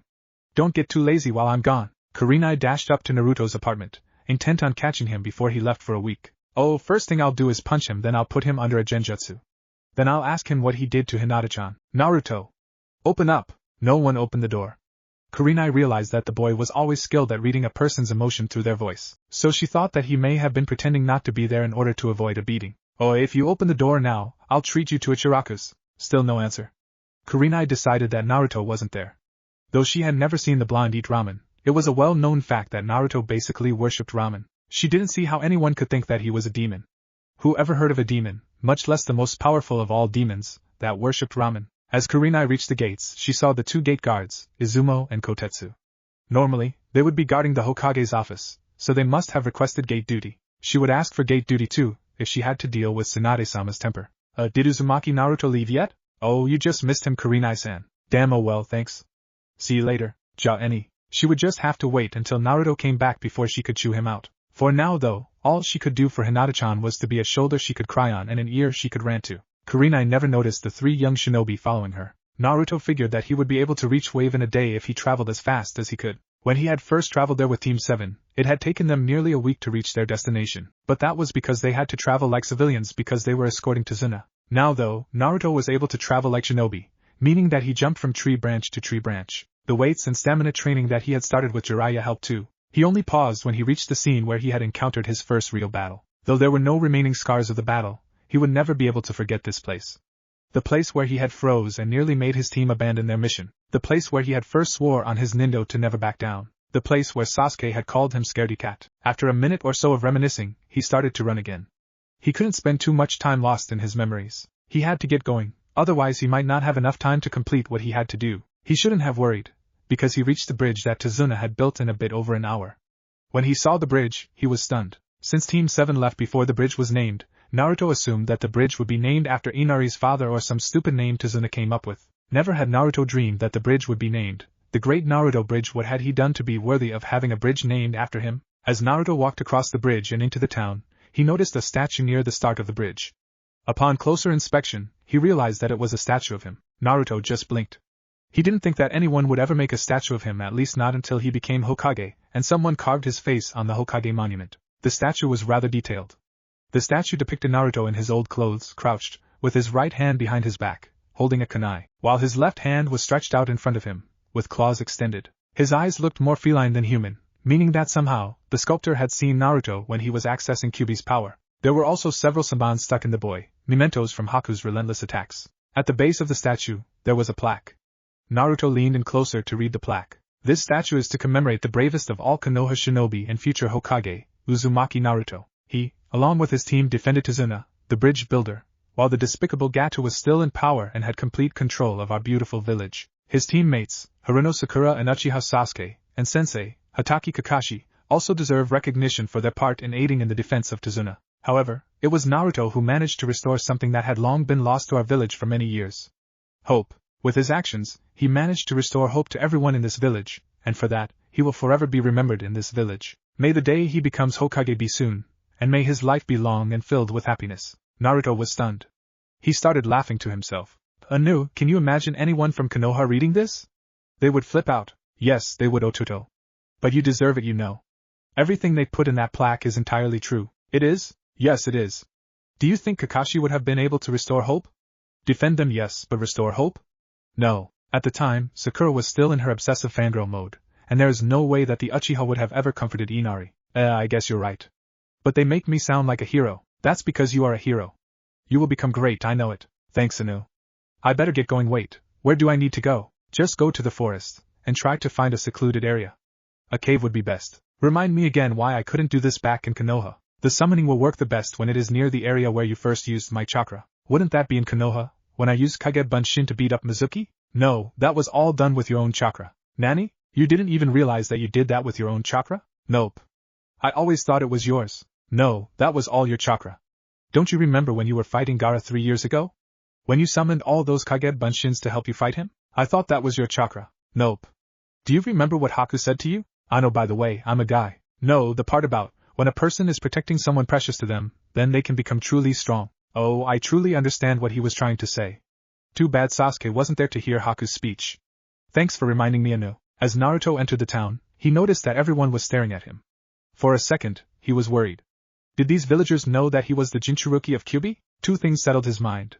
First, he didn't detect any killing intent coming from the villagers, so unlike the villagers in Konoha. Second, he heard what the villagers were saying about him. Is that him? Could it possibly be him? It is. It is. Naruto-sama has returned. Naruto's sweat dropped after hearing that last comment. He wasn't used to being shown respect, much less having the sama suffix added to his name. He is so gorgeous. How hard do you think his abs are? I bet he's the strongest and most respected shinobi of all in Konoha. Look at him. The Konoha Council would be foolish to let so much talent go to waste. Do you think he has a girlfriend? I hope not, but what if he's married? Don't shinobi tend to get married really early on in their life? I mean, their profession isn't exactly safe, is it? Look at his hands. There's no ring, that means that he's not married. I wouldn't mind dating or even marrying Naruto-sama. At this point, many of the local male population were getting rather jealous of Naruto. They had never seen any guy get so much attention without really trying. It wasn't fair. So at this point, one man decided to speak up. So you just want to marry Naruto-sama because he's strong and good-looking? Seems kinda shallow to me. You're a fool. Don't you ever disrespect Naruto-sama again. And we don't like him just because he's good looking, though that is a plus. What we really like him for is his nature. He's always nice and enthusiastic. But more importantly, he has a kind heart. Naruto just smiled as he walked by. Oh, how he loved this feeling of belonging. For once in his life, he was walking in a village where the people didn't hate him for something he had no control over. Anu, can you imagine the looks on the villagers' reactions if they heard me getting praised? Ha ha ha, that would be a picture worth 1,000 words. Anu? Yes, Otuto? Why are you euphoric? When Naruto first questioned Kyuubi back during his training trip, he realized that he was able to feel Kyuubi's emotions and vice versa. Otuto, I'm just so happy for you. You are finally receiving the recognition you deserve. Sure, they might not be treating you as a hero for being a Jinchuruki, but you are being treated as a hero for your actions. No thank you? You don't? Well, actually you do, know how much this means to me. Of course I do, silly. I can feel all of your emotions. Now create some Kage Bunshin and send them out to look for a location where the summoning can be set up. Then, put some of your blood in the pot for them, otherwise they won't have access to your blood for the seal. Hurry along now, we should find Tsunade and see if he has any room for you to sleep at his house for the night. He grabbed a kunai and cut his hand, letting the blood flow into the pot. Naruto had to cut himself several times because Kyuubi's chakra automatically healed his wounds, whether they were intentional or not. When the pot was full of his blood, Naruto formed a cross and created 6 Kage Bunshin. Naruto felt a strange tickling sensation as the Kage Bunshin were called forth. Strange, it seemed to take more chakra to create than usual. With a nod, the Kage Bunshin set forth, looking for an area that could be used. Anu, how will they know if the spot is good? Didn't you feel different when you made the Kage Bunshin? I put forth some of my knowledge into those Kage Bunshin. While you look for Tsunade, those Kage Bunshin can find a perfect spot and start drawing summoning seal. You put some of your knowledge in them? Cool. Why didn't you do that before? Why don't you give me some of your knowledge? I didn't even know I could do it before, and it takes more chakra to perform the jutsu if I give them some of my knowledge. As for why I don't give you the knowledge, 1, you wouldn't learn anything that way, you'd be just like the Uchiha brat, and 2, it could permanently damage your brain. Oh, okay, that's good, I guess. I should go visit Inari. After a few more minutes of walking and having the male population stare at him like he was Kami-sama himself, and the female population staring at him like he was a steak, he finally reached Tsunade's house. Or what used to be his house. It seemed that the village had finally gotten out of its depression. Tsunade's house was easily twice as big as it was when Naruto first visited. Naruto walked up to the door and knocked. After a few moments, the door opened. Hello, how may we, Naruto-sama? Is that you? It really is you. What a surprise, come on in, come on in. At first, Naruto was a bit flustered by Tsunade's actions. Despite enjoying the treatment, he didn't think that he deserved it. Would you like anything to drink, Naruto-sama? Tea, water, milk? Tea would be fine, Tsunade. And please, drop the honorifics, you know me well enough. Are you sure? After all, you've done so much for this village. I'm sure, Tsunade. Well, if you insist, Naruto-san, Naruto. I'll get you some tea right away. You sure you don't want some sakigaki? Bah, what do I want to drink sake for? So I can become a drunken old man like you, Tsunade? Haha, he's got you there, Otusan. Ouch, stabbed by my own daughter, what a cruel world this is. Oh, where's Inari? He's at school right now, Naruto. He should be home soon. If you don't mind me asking, Gaki, what are you doing here? It's a rather long and complicated story, and I don't feel like repeating myself, so if you don't mind, I would like to wait until Inari comes home. Of course, we don't mind waiting, Naruto. Here's your tea. Thank you, Tsunade. Back at the training field, Kurenai watched Hinata sob. It broke her heart that she wasn't able to do anything for her most fragile and compassionate student. Kurenai soon realized that she wasn't alone. Okay guys, you can come out now. Without so much as a leaf being stepped on, the 3 young shinobi appeared next to Kurenai. And what are you 3 doing here? Isn't it obvious? We're here for the same reason as you, even though it is extremely troublesome. Hinata-san is a member of my team. What type of teammate would I be if I let her suffer without trying to do anything to help her? Hinata-sama is under my protection. It is my duty and honor to defend her, whether it be from physical or emotional attacks. Kurenai smiled. Hinata was so lucky to have people that cared so much for her. And she had Naruto to thank for giving Hinata a most skilled and dedicated guardian. In fact, it seemed like only yesterday when Neji was out for Hinata's blood. Then everything changed after Naruto defeated Neji in the 3rd round of the Chunin exams. Neji was no longer insulted Hinata, but instead he offered her advice and helped her improve her skills. Well, the only thing that would help would be to get Naruto to talk to her, but with him gone for a week, there isn't much we can do. Mom! I'm home. Oh, Inari, come into the living room, you'll never guess who's here. Huh? Who would come to? Naruto Nizin. You came back to visit. Well duh, I told you I would come back to visit, didn't I? Ha, you know I should have known that you were back. When I was walking home from school, I heard all the women talking about the really hot savior. Heh, those ladies are crazy. They looked like they wanted to eat me. So Naruto Nizin, how come you're back here? Well, it's a long story. I'll have to start at the beginning. You know that 16 years ago the Kyuubi attacked Konoha, correct? Yeah, and the yondaime killed it.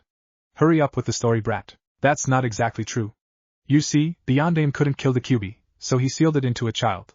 Me. His last wish was for me to be seen as a hero, but the villagers didn't treat me like a hero. Instead, I was scorned and hated for living. I had to steal food from trash cans just to survive, and was constantly on the run from angry mobs. Parents told their children to stay away from me, and I never knew why. You see, the Sandaime passed a law that forbid anyone from telling the younger generation what really happened to the Kyuubi. I never even knew why I was hated until I was 13. By the end of Naruto's speech, Tazuna, Tsunade, and Inari were all in tears. Inari couldn't believe that he had once believed that Naruto didn't know what a hard life was. From the sound of things, Naruto-Nizan was only describing the beginning of his hardships. He is truly strong, to be able to withstand so much pressure without cracking. Well, anyways, I came here because in about 9 months, Konoha will be attacked by Odo, Kumo, Iwa, and Akatsuki. I have to prepare something, in order to defend my village. After hearing Naruto's statement, the 3-wave residents paled. Attacked? What do we have here that could possibly help you? Relaxed Tazuna. When my team and I engaged Zabuza and Haku on the bridge, I had to call upon Kyuubi's power in large amounts for the first time. The project that I'm working on requires me to be in the location where I first called upon a large amount of Kyuubi's chakra. Oh, will it place any of the villagers in danger? No, Tsunade, it will not. But just in case, I'm going to be in the forest. When are you going? Not until tomorrow morning, Inari. Cool, you want to go around town? Sure, why not? Hyuga Hiashi sat alone in his office. He had just gotten out of the council meeting regarding the future invasion. The atmosphere there was tense, as they argued over what should be done. Some, like Danzo, wanted to launch a preemptive strike, but Konoha did not have enough shinobi to attack 3 villages at the same time. Not attacking at the same time would give the other 2 villages time to attack Konoha. It was finally settled that the Hokage's original plan would be followed. His meetings with the Hyuga Council had not gone well either. Those fools still couldn't accept the fact that Hinata was going to become the head of the clan. They claimed that Hanabi would make a better leader than Hinata because she was clearly the better fighter of the 2. Hiashi was not swayed by their comments. He knew that the council knew that she was not weak. No, they were scared of her, or rather, of what she could do. Everybody in the clan knew that she was against the curse seal, earning her the respect of the entire branch house. He had seen her grow strong over the years. She was no longer the weak and timid girl she used to be. Hinata was strong, far stronger than anyone save the Uzumaki child ever acknowledged her to be. Hiashi was no fool. He knew of the feelings that his daughter had for the Jinchuruki. Unlike the rest of the foolish village, he didn't hate the child. Hiashi knew firsthand how skilled the yondaime was with seals. He had attempted to create a way to get rid of the Hyuga's curse seal and was rather close to finding a counter for it before the Kyuubi had attacked. Therefore, he trusted the yondaime's seal to do its job and keep the fox sealed away. Also, how could Hiashi hate the child that had mended Niji's broken heart and gotten rid of his bitter emotions? For years, Hiashi had hated the fact that his nephew hated his guts. He didn't know what to do. He did everything he thought that might make it up to him. Hiashi had even gone as far as practicing his kaiten near Niji's preferred training area within the Hyuga compound in order to let him see how it was done. Nothing seemed to work, until Naruto came. Naruto had been the one to bring Niji out of the darkness, as he had stated.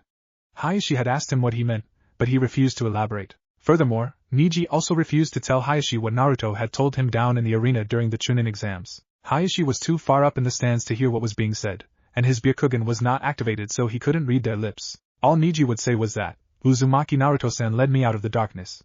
By doing that, his eyes are far better than any Hyuga's, even mine. He also made a promise to me, and he always keeps his promises.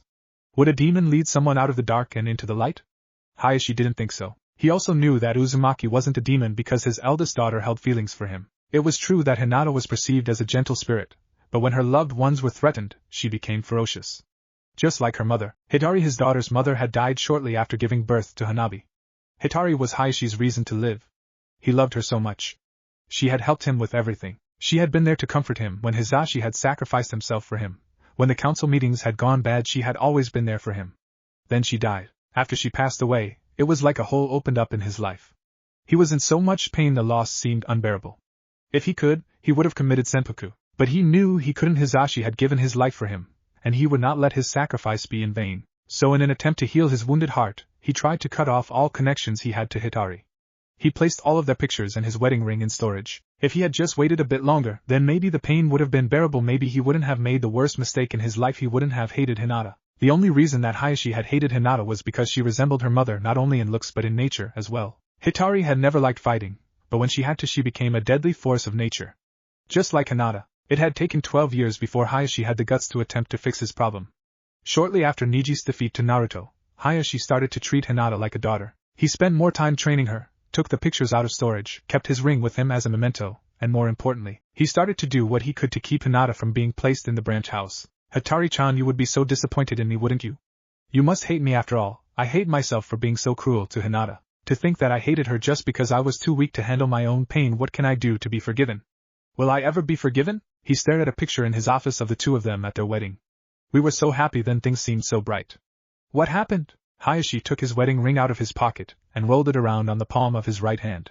The ring reflected the sun's rays and temporarily blinded Hiashi. The sun a sign? Are you sending me a sign, Hitari? What do you want me to do?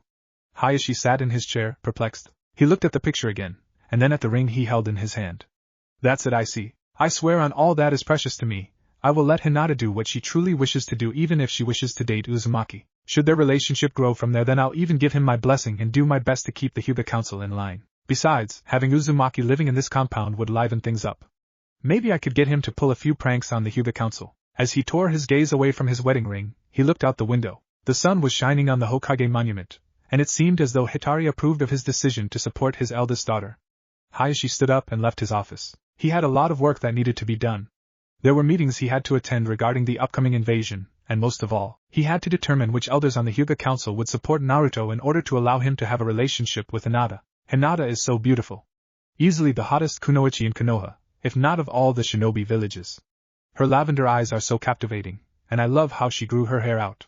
I think I'll ask her out on a date today. What do you think, Akamaru? Akamaru responded with numerous barks and growls, which translated into, go for it. Encouraged by his partner's words, Kiba started sniffing the air for Hinata's scent. Since his graduation from the academy, Kiba had improved his sense of smell and hearing to an incredible level, even for an Inuzuka. Tracking down Hinata's scent was kid stuff for him now. His senses weren't the only skills that he managed to improve since he had become a genin. He was well versed in his clan techniques, including some of the more powerful ones such as the Sotu-Ro, double-headed wolf. Even though he could use the Sotu-Ro, he didn't forget about the Gutsuga, piercing Fang, or Jujuin Bunshin, beast-human clone. He had managed to increase the speed and strength of his Gutsuga, and he used Jujuin Bunshin on Akamaru so much that Akamaru could pass for a human. As he walked towards the training grounds, Kiba started imagining where he would take Hinata on their date. He would take her to a fancy restaurant, an extremely expensive one, before going for a stroll with the moon glowing overhead. He would do everything and anything for her. He would be a much better boyfriend, and eventually husband, than Naruto could ever be. After all, Naruto was simply an Omega, and nothing could ever change that, not even training for 3 years with a Sannin. Kiba was positive that he would be able to defeat Naruto in a fair fight, and this time, no fart would let Naruto win the match. In fact, after Kiba showed Jiraiya how strong he had come from training with a Jounin for 3 years, he would have to make him his new apprentice. Then Hinata would come running to him, begging him to take her out. After all, the only reason she never accepted any of his dates was because he lost to the Omega. All he had to do was simply show that he was the alpha of the pack, and that his loss had been a fluke. Nothing more. Ever since the academy, Kiba had been trying to earn Hinata's affections. He never received them. When they were placed on the same genin team, he was overjoyed. He had thought that given time, Hinata would be able to see how powerful he really was and fall in love with him. For 3 years, he had continually asked her out on dates. He had been rejected every time. Now though, Kiba was feeling lucky. Hinata's tears finally dried. To be honest, she had been surprised that she had cried for so long. She heard someone move behind her, or rather two somethings. She didn't attempt to defend herself or use her Byakugan to see who it was. After spending 3 years on the same team and going on countless missions, it would be impossible not to be able to recognize your teammates simply by the way they walked. Kiba walked like Naruto, with his head held high, full of confidence, but his steps were much lighter. They had to be. Their team was meant for reconnaissance, and loud noises had no place in a team like theirs. When Hinata thought about it, she realized that she was lucky to have such a great team. They all got along with one another, and each member cared for one another to great extents. Kurenai-sensei was like a mother to her. How could she not love her? All the times that she was depressed, Kurenai-sensei was there for her. When she felt as if she couldn't go on living her life, she was there to wipe away her tears and offer her a safe haven in her home, where she was given the most delicious tea she had ever tasted. Shino-kun was like her silent protector. He rarely spoke, but when he did she always listened. When he did decide to speak, his words were filled with wisdom. During missions she could always count on him to cover her back. He had saved her numerous times during the beginning of Team 8. Kiba-kun, he was the muscle of the group. To some extent, it could be said that he was all brawn and no brain. He often rushed into things, just like Naruto-kun. Over the past 3 years, he had grown exponentially, both in skill and in size. The main flaw with him was his confidence, or rather his abundance of it. It often led the team into trouble, and he boasted far too often. Sure, Naruto-kun would boast, but when he did it you could always tell that he wasn't being too serious about it. Kiba-kun was very serious when it came to boasting. He never had the softer tone that Naruto-kun had. Hinata-chan, what's a pretty kunoichi like you doing out here all by yourself? And nothing, Kiba-kun. I'm just resting after tea training. That sounds kinda boring. Want to go out on a date? Get something to eat? Hinata was about to say no. After all, her heart belonged to her Naruto-kun. But then she remembered the ugly little truth. Naruto was with Sakura. At that moment, Hinata remembered all the times she had rejected Kiba's dates. In fact, Kiba was a lot like Naruto in the sense that he asked her out on a date on a daily basis, just like Naruto did to Sakura. Hinata knew from experience how much it hurt to be ignored by someone, and that pain wasn't something that she would wish on anyone else. Was she any better than Naruto? Sure, Kiba-kun. Let's get something to eat. To be honest, Kiba wasn't expecting Hinata to agree. He had been asking her out for years, even before they were placed on the same genin team, and she had never accepted. So it came as no surprise that Kiba was pleasantly shocked, but shocked nonetheless that Hinata agreed. I guess she finally realized how much of a man I am. I knew she would come around and realize that Naruto is just a dope. Man, women are only good for two things and thinking isn't one of them. Well, where do you want to eat? Since I'm such a gentleman, I'll let you pick. How about Ikaraka's? Ramen? I didn't know you liked that stuff, but if you want, we can go there. As long as Naruto isn't there I don't need him messing anything up. Tucci sighed. Running a ramen stand wasn't easy, especially when his best and most frequent customer was the most hated boy no young man in the village. Over the years, he had lost several customers due to the fact that he so strongly supported the village pariah. Some had refused to eat there and Tucci had refused to serve some of the others who would openly badmouth Naruto in his restaurant. He supposed that he shouldn't complain. After all, Naruto usually made up at least 80% of his daily profit. By himself, Naruto ate more than all of his other customers combined. He had no idea how Naruto managed to walk around after eating all those bowls of ramen. When Naruto managed to stumble upon his humble ramen stand, he had been convinced that Kami-sama had decided to give him a blessing in disguise. In disguise as a young 4-year-old child. A dirty, malnourished, and frightened child, but a child nonetheless. Flashback 12 years ago, Tucci couldn't help but let out a sigh. Business wasn't good. It had never been easy, but when his wife, Mika, was still alive, she had managed to take the stress away from his job. When they had a daughter, Ayam, it had been one of Tucci's happiest moments. It ranked up there as the day that Ayam was old enough to start working in his ramen stand, alongside both of her parents.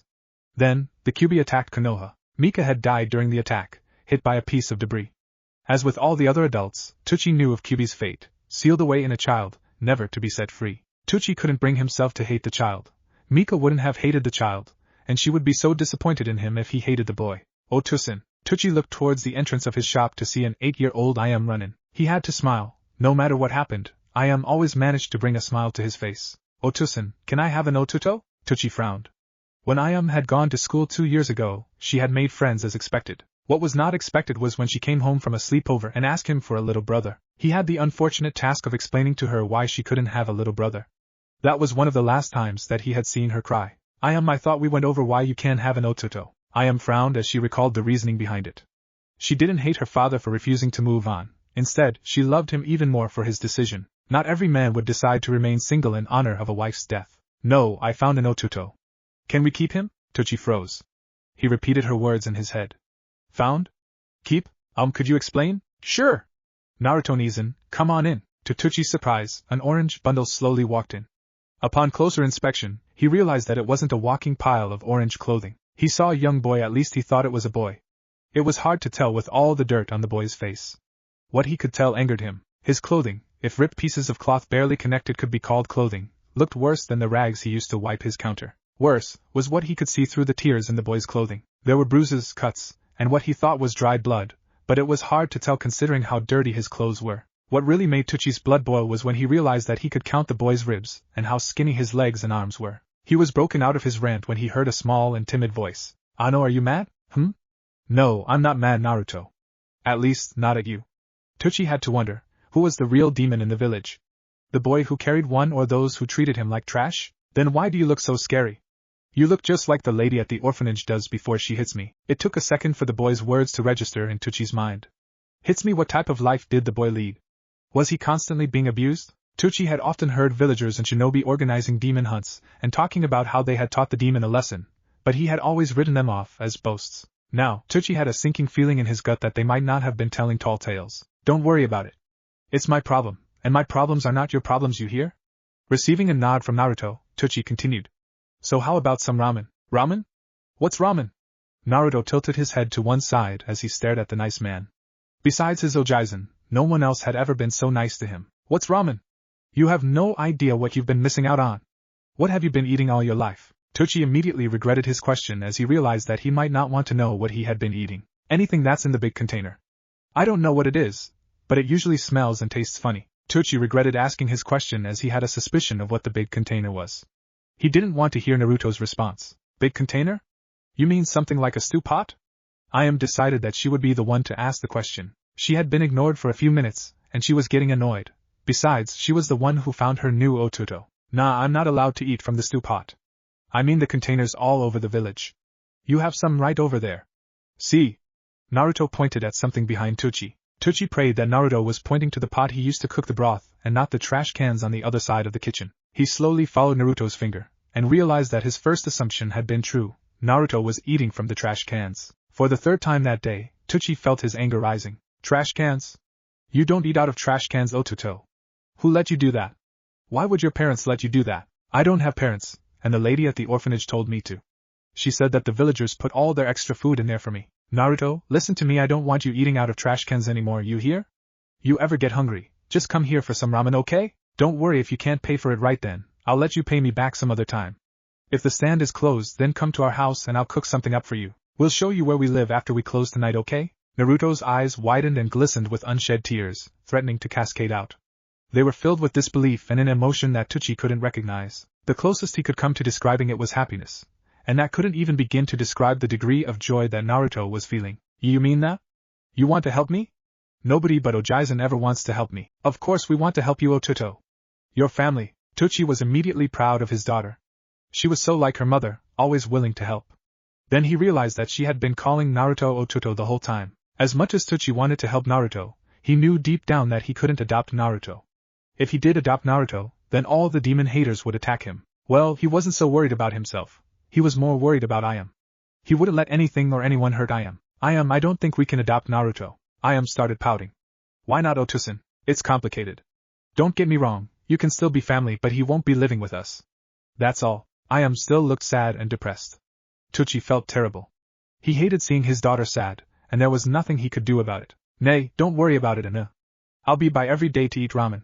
You won't even know when I'm not here. Naruto heard a loud squeal, and before he could do anything, he felt himself being hugged. He immediately stiffened. He had bad experiences with people coming in close contact with him. He forced himself to relax. In the short time that he had been with the Ichiraku family, they had been extremely nice to him. Besides, he didn't want to upset his new family. Tochi let out a sigh of relief. That young boy had managed to cheer up Ayam. Anyone who helped his daughter out was okay in his book. He made a mental note to personally ask the Sandaime if his daughter could be told of Naruto's burden. He knew that when Naruto found out why he was the target of so much hate in his own village, he would need people by his side who knew of his condition and still support him. Grabbing a bowl of miso ramen, he placed it on the counter. Eat up, it's on the house. Naruto sat down on a stool and grabbed a pair of chopsticks.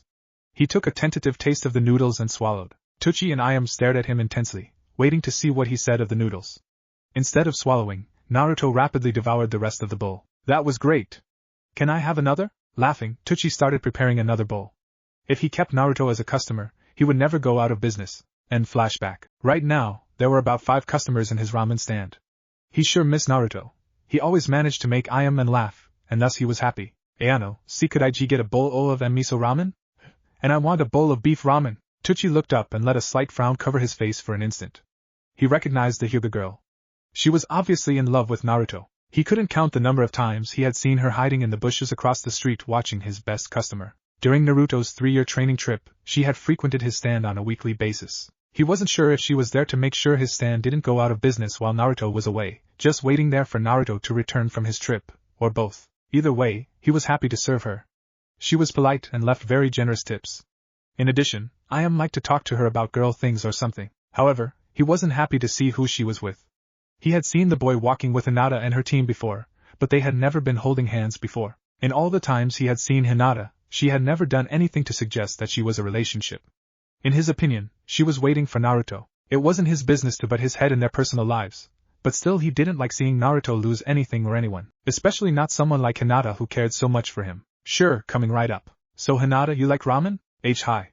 My favorite tea type is miso. Really? Here I was thinking that you only came here to see Naruto. And no, I really like the food. Well, I do, and I used to come here to see Naruto, but not anymore, not now. I'm glad you're over him. He's not good enough for you. That being said, the two finished their meal in silence. Hinata ate her noodles quietly, just like she always did. She couldn't help but stare at Kiba-kun. He was eating like a dog. He was a messy eater, even messier than Naruto-kun when he ate at his fastest speed. Hinata always thought that the way Naruto ate was cute. He seemed to savor every bite he took, even if his bites didn't last that long.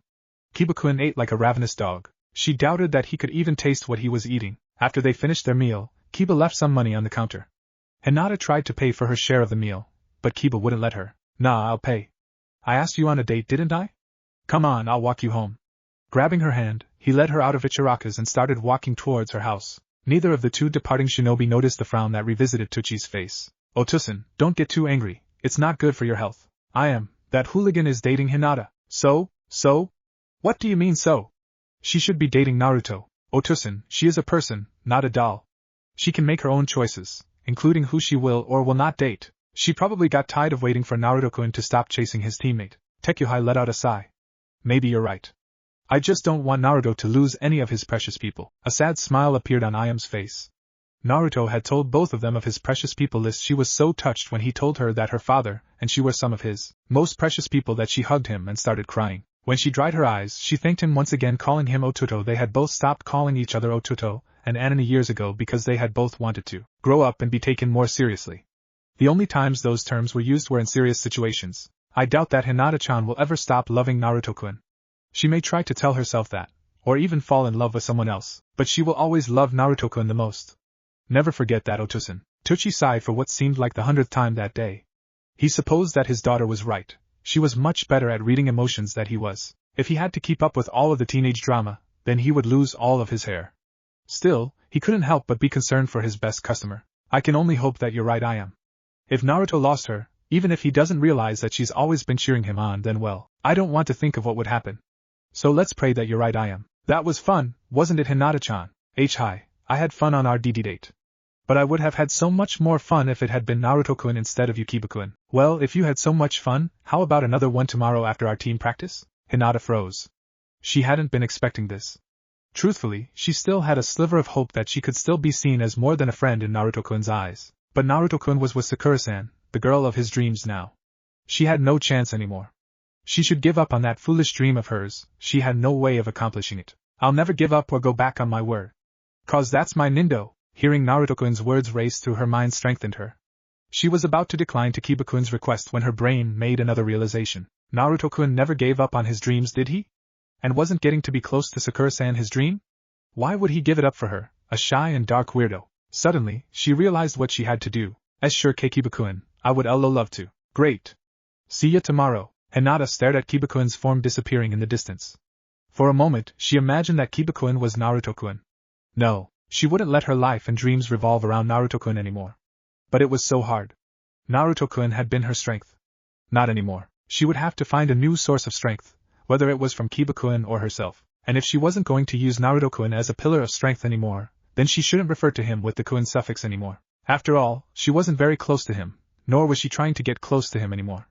If they did get close to one another in the future, then that would happen. She wouldn't attempt to woo him over. Not anymore. Hinata turned around to see the imposing figure of her father. Even though her father had warmed up to her after Niji's loss to Naruto-san during the Chunin exams, she was still frightened of him. Otosan? Hiashi frowned. He hated the fact that his eldest daughter still feared him.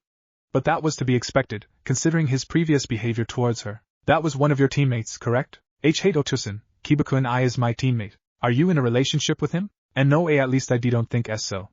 We went on a D-date today and he agreed to eat with him again tomorrow. I thought she was infatuated with Uzumaki. I'd rather have her date Uzumaki than the Inuzuka mongrel, but whatever makes her happy. May you find happiness with him. Should you wish to advance your relationship, come tell me and I will administer the trials. Hiashi turned around and went back to his study. He still had to finish some paperwork. Hinata stood there, frozen in surprise and embarrassment. Her father's words reverberated in her head. May you find happiness with him. Should you wish to advance your relationship, come tell me and I will administer the trials. Did she really want to marry Kiba-kun? He was nice, but it was so soon. Well, she could always date him for a while before she started to consider marriage. She turned around and headed towards her room. Bah, this is too troublesome, Shikamaru stated from his hiding spot in the bushes next to the Hyuga compound. Remind me why we're, or more importantly I'm here? It's a nice day, and I'd rather watch the clouds than Romeo and Juliet over there. We are here to make sure that Hinata-sama does not do anything she will regret. More importantly, we are here to make sure that the mongrel does not do anything inappropriate. Niji-san, while I agree with your first reason, I have to disagree with your second statement, Kurenai stated before stepping out of the bushes and onto the street along with everyone else. I doubt that Kiba-kun would do anything inappropriate. I taught both Shino-kun and Kiba-kun to be chivalrous. Then your lessons have been in vain, Kurenai fumed. How dare that pompous Hyuga dare say that? What? I spent hours teaching them, there's no way it didn't work. During their D-date, Niji had to force the word out of his mouth. I noticed that the mongrel's eyes often darted below Hinata-sama's eyes and towards her chest. Furthermore, during their walk to the Hyuga compound, I noticed that the fool was walking slightly behind Hinata-sama in order to undress her with his eyes. Kurenai was stunned. She had noticed the same things, but she had hoped that no one else had noticed. She guessed she shouldn't be surprised, considering Niji's skill as a shinobi. However, she didn't want to believe that Kiba did all of those perverted things. She knew that she had taught both of her male students how important it was to be a gentleman. Even though the evidence was right in front of her, she still knew that as Kiba-sensei, it was her duty to defend him. Mentally, she struggled to find a way to come up with an argument in his favor. Before she could open her mouth or be questioned further, her other male student spoke. I am Kiba-san's teammate, and as such it is my duty to defend him when he is unable to, whether it is on or off of the battlefield. Kurenai felt a wave of gratitude wash over her. Her mysterious student had a way with words, and if anyone could get Kiba out of this mess, it would be Shino. However, in this case I cannot defend him. Not when I agree with Niji-san, especially when the evidence has so clearly been presented to me, both recently and during multiple past events. Shino-kun, you would turn against your own teammate? I know it may not seem like much, but you should still defend him, even if it is only his reputation, Kurenai reprimanded. Kurenai-sensei, you would defend your student even when he is clearly in the wrong? You can't deny it, the facts have been presented, and they do not show Kiba-san in a good light. By continuing to defend him, you would be doing what Sandaime-sama did with Orochimaru so many years ago, albeit on a much smaller scale. Kurenai was stunned. Shino was right. She shouldn't feel obligated by her duties as a sensei to defend her student when he didn't deserve her defense. You're right. I apologize for speaking out. I spoke before I thought because I believed that my duties as a sensei. Before Kurenai could continue her apology, Niji interrupted her. Shino-san, you said both recently and during multiple past events. What did you mean by past events? Kurenai was also confused. As far as she remembered, Kiba had never done anything to Hinata. At least, she hoped he hadn't. Otherwise, he would be in a world of pain. Over the past 3 years of being his teammate, I have seen the signs of him developing into either a pervert or a stalker. Stalker? Elaborate, please. Certainly, Niji-san, but please calm down. I have handled the situation. First, whenever we are together as a team, Kiba-san releases large amounts of pheromones into the air, pheromones often associated with lust. At first, I thought it was because of you, Kurenai-sensei. Hearing this caused Kurenai to flush red with embarrassment. But I'm 10 years older than him. Exactly? I believe you have misunderstood my meaning though. I did not mean to imply that he wanted to start a relationship with you. Rather, you were much more developed than any other female he had encountered out of his household. Also, your clothing can be considered by many to be provocative. Kurenai had never realized that her students would be drooling after her. The main reason she wore her outfit was to distract enemy shinobi, not her students. At least she didn't wear what Mitarashi Enko wore. But I digress. I soon realized that the pheromones were directed towards Hinata-san when it was just us three training. He also attempted to peek on her when she was washing up during a mission. Niji's Byakugan activated out of rage. How dare he attempt to intrude upon Hinata-sama's privacy?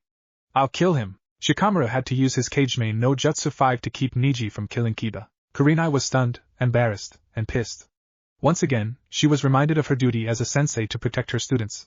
Only this time, she realized that she had done nothing to defend her favorite student's modesty. Relax, Niji-san, I said he attempted to peek on her, not that he was successful in his endeavors. The first time I caught him in the act, I sent a swarm of my Kikeichu who sprayed his eyes with a low-level acid. Needless to say, his first attempt to peek on Hinata-san failed.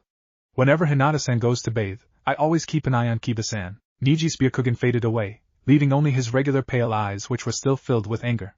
I thank you, Shino-san, for protecting Hinata-sama's modesty. Okay, now that we've agreed that Kiba is a pervert, can someone tell me why I'm here? You're here, genius, in order to determine what we'll do next. Hinata-sama will be starting to learn how to lead the Hyuga clan soon, and it would not be good for her if she had less than competent shinobi as a suitor. Furthermore, Kurenai-san would have asked you for your opinion on this matter, and in light of recent events, we all know that you will do anything she asks of you. Shikamaru sighed. Niji was correct. After Asuma-sensei had asked him to watch over Kurenai and their unborn child, he had done everything he could to help her, which was not very much. It wasn't for a lack of trying but because Kurenai was so determined to do things on her own. He supposed that fiery spirit and determination was what attracted his late sensei to the red-eyed woman. Just let them be. No need to interfere, at least, not yet. Hinata's a big girl, she can take care of herself if Kiba decides to try anything. Shikamaru-san is correct. Both of them are my teammates, and I have known them for years. I believe that waiting is the best choice as of now, so it is agreed that we will not do anything yet. Right, Niji-san? Fine, Kurenai-san. I won't harm the mongrel yet. Naruto was amazed. The village that he saw as he walked with Inari was completely different. There weren't any beggars on the street or starving child searching through the trash for food. Nobody was trying to steal just to survive. It seemed to be a completely different village than the one he had visited so long ago. You know, Inari, if I didn't know better, I would say that you built a new village, not just a new bridge. Well, things did get a lot better after the bridge was built. And it was all because of you. Me? How? The duo continued to walk along the streets, stopping every so often to see what the various stalls were selling or for Naruto to shake the hands of a thankful villager. More times than he cared to count, he had been kissed on the cheek by a villager girl before the girl passed out from happiness. After receiving star treatment, he realized how Sasuke felt when he was back in Konoha. Thus, his hatred of his teammates' betrayal grew even more. Sasuke was an idiot. He left a village where he was loved and pampered. He had everything that Naruto had ever wished for: acknowledgement, friends, food, a nice house, and a village that respected him. Sasuke had left all that behind for power. Pathetic. Was Sasuke so pathetic that he would give up what Naruto never had just for power? Naruto had another goal now. He would bring Sasuke back to Konoha to fulfill his promise to Sakura-nichan and to prove to Sasuke how stupid he was to abandon a village that literally worshipped the ground that he walked on. Naruto was pulled out of his rant when he heard Inari's voice. Well, you read the inscription on your statue, right? Without waiting for him to answer, Inari led Naruto to another stall and started picking through the fruit. You showed me what it meant to be a hero and what courage was. If you hadn't, then Gata's bandits would have destroyed the bridge, even if your team did defeat Zabuza and Haku. Maybe you're right. Course I'm right. I'm always right. Hey, check out this stall. They got some really neat stuff here. Inari grabbed Naruto's hand and led him into an odd-looking stall. There were hanging curtains that they had to push past before he could see what was in the stall. What do they sell here? Jewelry? What do I need jewelry for? For a girl, you idiot. There must be some girl that you like. As soon as the words left Naruto's mouth, images of Hinata came to his mind. Did he really like Hinata? Sure, she was nice, pretty, strong, pretty. Wait, did he say pretty twice? I guess I really do like Hinata. Who would have guessed it? I would have. Be quiet, Anu. Naruto received the mental image of Kyubi sticking her tongue out at him. Naruto-sama. What an honor it is to have you in my stall. Huh? Honor? Me? Naruto was extremely surprised as the old lady called to him from behind the counter. After all, there was only one stand in Konoha that actually welcomed him. Indeed. You restored this village back to its prime. For that, I am forever in your debt. When Gato was still in power, I had given up hope of seeing this village as a prosperous village. I thought that I would die before his reign ended, but then you and your team came and put an end to his reign of terror. Naruto put one hand behind his head and scratched his nose with his free hand. He couldn't remember being this embarrassed before. Well, it's part of the job, see. A shinobi should always protect the innocent. In his heart, Naruto knew that what he just said was a lie. After all, didn't he make his own nindo after the deaths of Haku and Zabuza? The old lady didn't need to know that though. Don't give me it's part of the job crap. Many shinobi would have abandoned Tsunade to his fate when they realized that the mission was much harder than expected. Furthermore, you did the mission even though we couldn't pay you up front. Your valor was unexpected and uncommon. Naruto was stunned. Few had ever been this nice to him. He didn't know what to say or do. Should he bow, shake her hand, or what? I can see that you're stunned. As a token of my gratitude, you may pick whatever you want from my stall. The price doesn't matter, pick what you want. It's the least I can do. Really? Thanks a lot, lady. Naruto decided to get Hinata something really nice. He would ask her on a date, and then give it to her. It was a great plan. Inari. I need some help. What? What should I get if I want to give it to a really special girl? How should I know? I'm only 11. You're right. The old lady behind the counter just laughed at the exchange. In all your years of life, she had never seen a shinobi that was as carefree as Naruto-sama. It was rather entertaining to see his antics. May I make a suggestion, Naruto-sama? Upon seeing him nod, she continued. You should just walk around the stall until you see something that catches your eye. With the old lady's piece of advice fresh in his mind, Naruto walked around. He looked at rings made of silver and gold, earrings made of pearls, necklaces made of shells, and countless other pieces of jewelry. Nothing seemed to be right. Just as he was about to turn around and look through the stall again, an opaque stone hanging from a gold chain in the corner caught his eye. Hey, what's this necklace? The old lady walked to where Naruto was standing. How odd that he had been drawn to this necklace of all the items in her stall. How very odd. A fine pick, Naruto-sama. Out of all the pieces in my stall, this is the only one that can be described as chakra sensitive. What's that mean? This necklace is very special. It reacts in a very unique way to a shinobi's chakra. Huh? How so? It'll be easier to show you.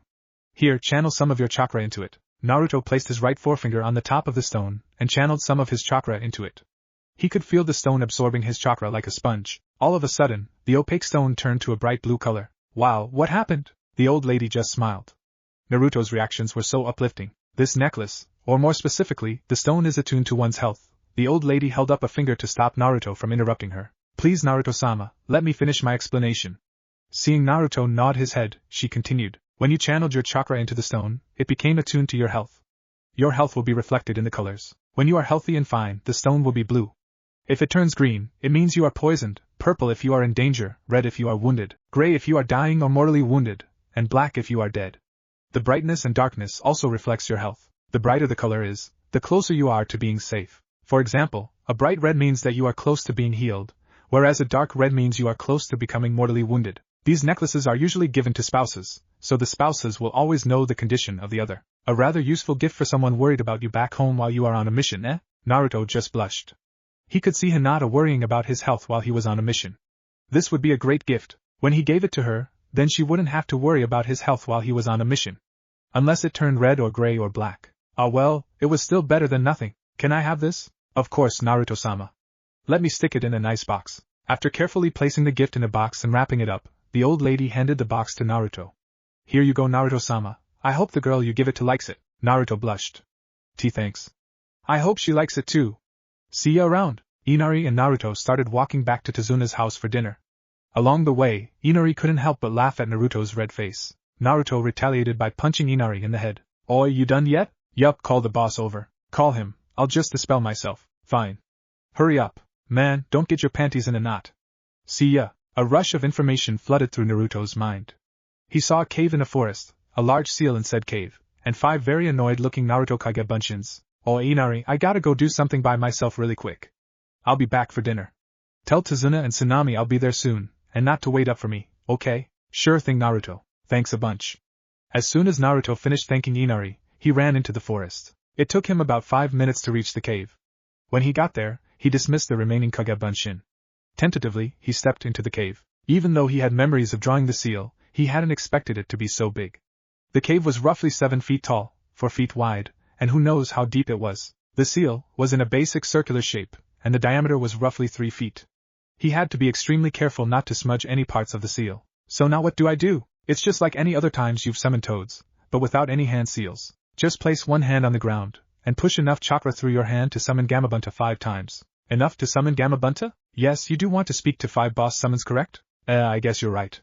Here it goes. Naruto slammed his right hand into the center of the seal and pushed as much chakra as he could through his hand. Then, nothing happened. Did I do it wrong? Patience, Otuto, patience. But I thought it would happen right away, like a regular summoning. Regular summoning rules have very little to do with what we just did. But, Naruto's thought were cut off when a cloud of smoke obscured his vision. He waited excitedly, hoping to see 5 boss summons. I knew if 5 boss summons come here, then won't I get crushed? They aren't going to fit in this cave. Oops. Don't worry, I'll heal you. Oops. That's all you can say? I might die. No, you won't. Before Naruto could continue arguing, the smoke cleared. In its place stood a small toad. The toad was smaller than Tuntun, and looked a lot like Gamakichi, but was a bright blue instead of a bright orange. Naruto knew this particular toad very well. Gamachibi, what are you doing here? Naruto-Nizan, Pops told me to tell you that it'll take a few days before the council you want can meet with you. Something about finding 2 bosses and one of them is a reclusive old bat. Man, I guess I can wait. Thanks for coming here. Hey, I didn't know that your Pops was on the council. Who else is on it? Don't know, don't care. It's not for me to know, I'm not old enough to be dealing with this stuff. Hey, you got any sweets? Naruto fished around in his pockets for a scroll he had just for this occasion. He pulled one out, placed it on the ground, put his thumb, and spread his blood on it. It opened up to reveal a pile of candy. Take 1 piece. You hear me? Only 1 piece. Last time I let you take as much as you wanted, you took all of my candy. Hi, only 1 piece. The diminutive toad picked a chocolate bar. Thanks, see ya around, Naruto sighed. He didn't really feel like waiting. You need to go back to Konoha. Eh? Why? You've been gone for roughly 2 days now. Who knows how long it'll take for the council to be ready? It could go past a week, and you don't want to be declared a nuke, do you? You're right. I'll go right now. No, you're going to Tsunade's house to eat first. Oh, okay. Eating sounds really good. Kyubi shook her head. No matter what happened, her Otuto would always love to eat. Author's notes. Wow, you all managed to get through that. I don't need to call in a search and rescue team, do I? I want to thank everyone who reviewed. You don't know how much it means to me that you took the time to review. So, would you be kind enough to leave another review, and if you really feel like it, tell all your friends on the site about my story? Thanks. It may take a while before Chapter 3 is posted, because I have a Christmas/Hinata's birthday one-shot that I plan on writing, and I still have a beta job to do. Hopefully it won't take 3 months to come out.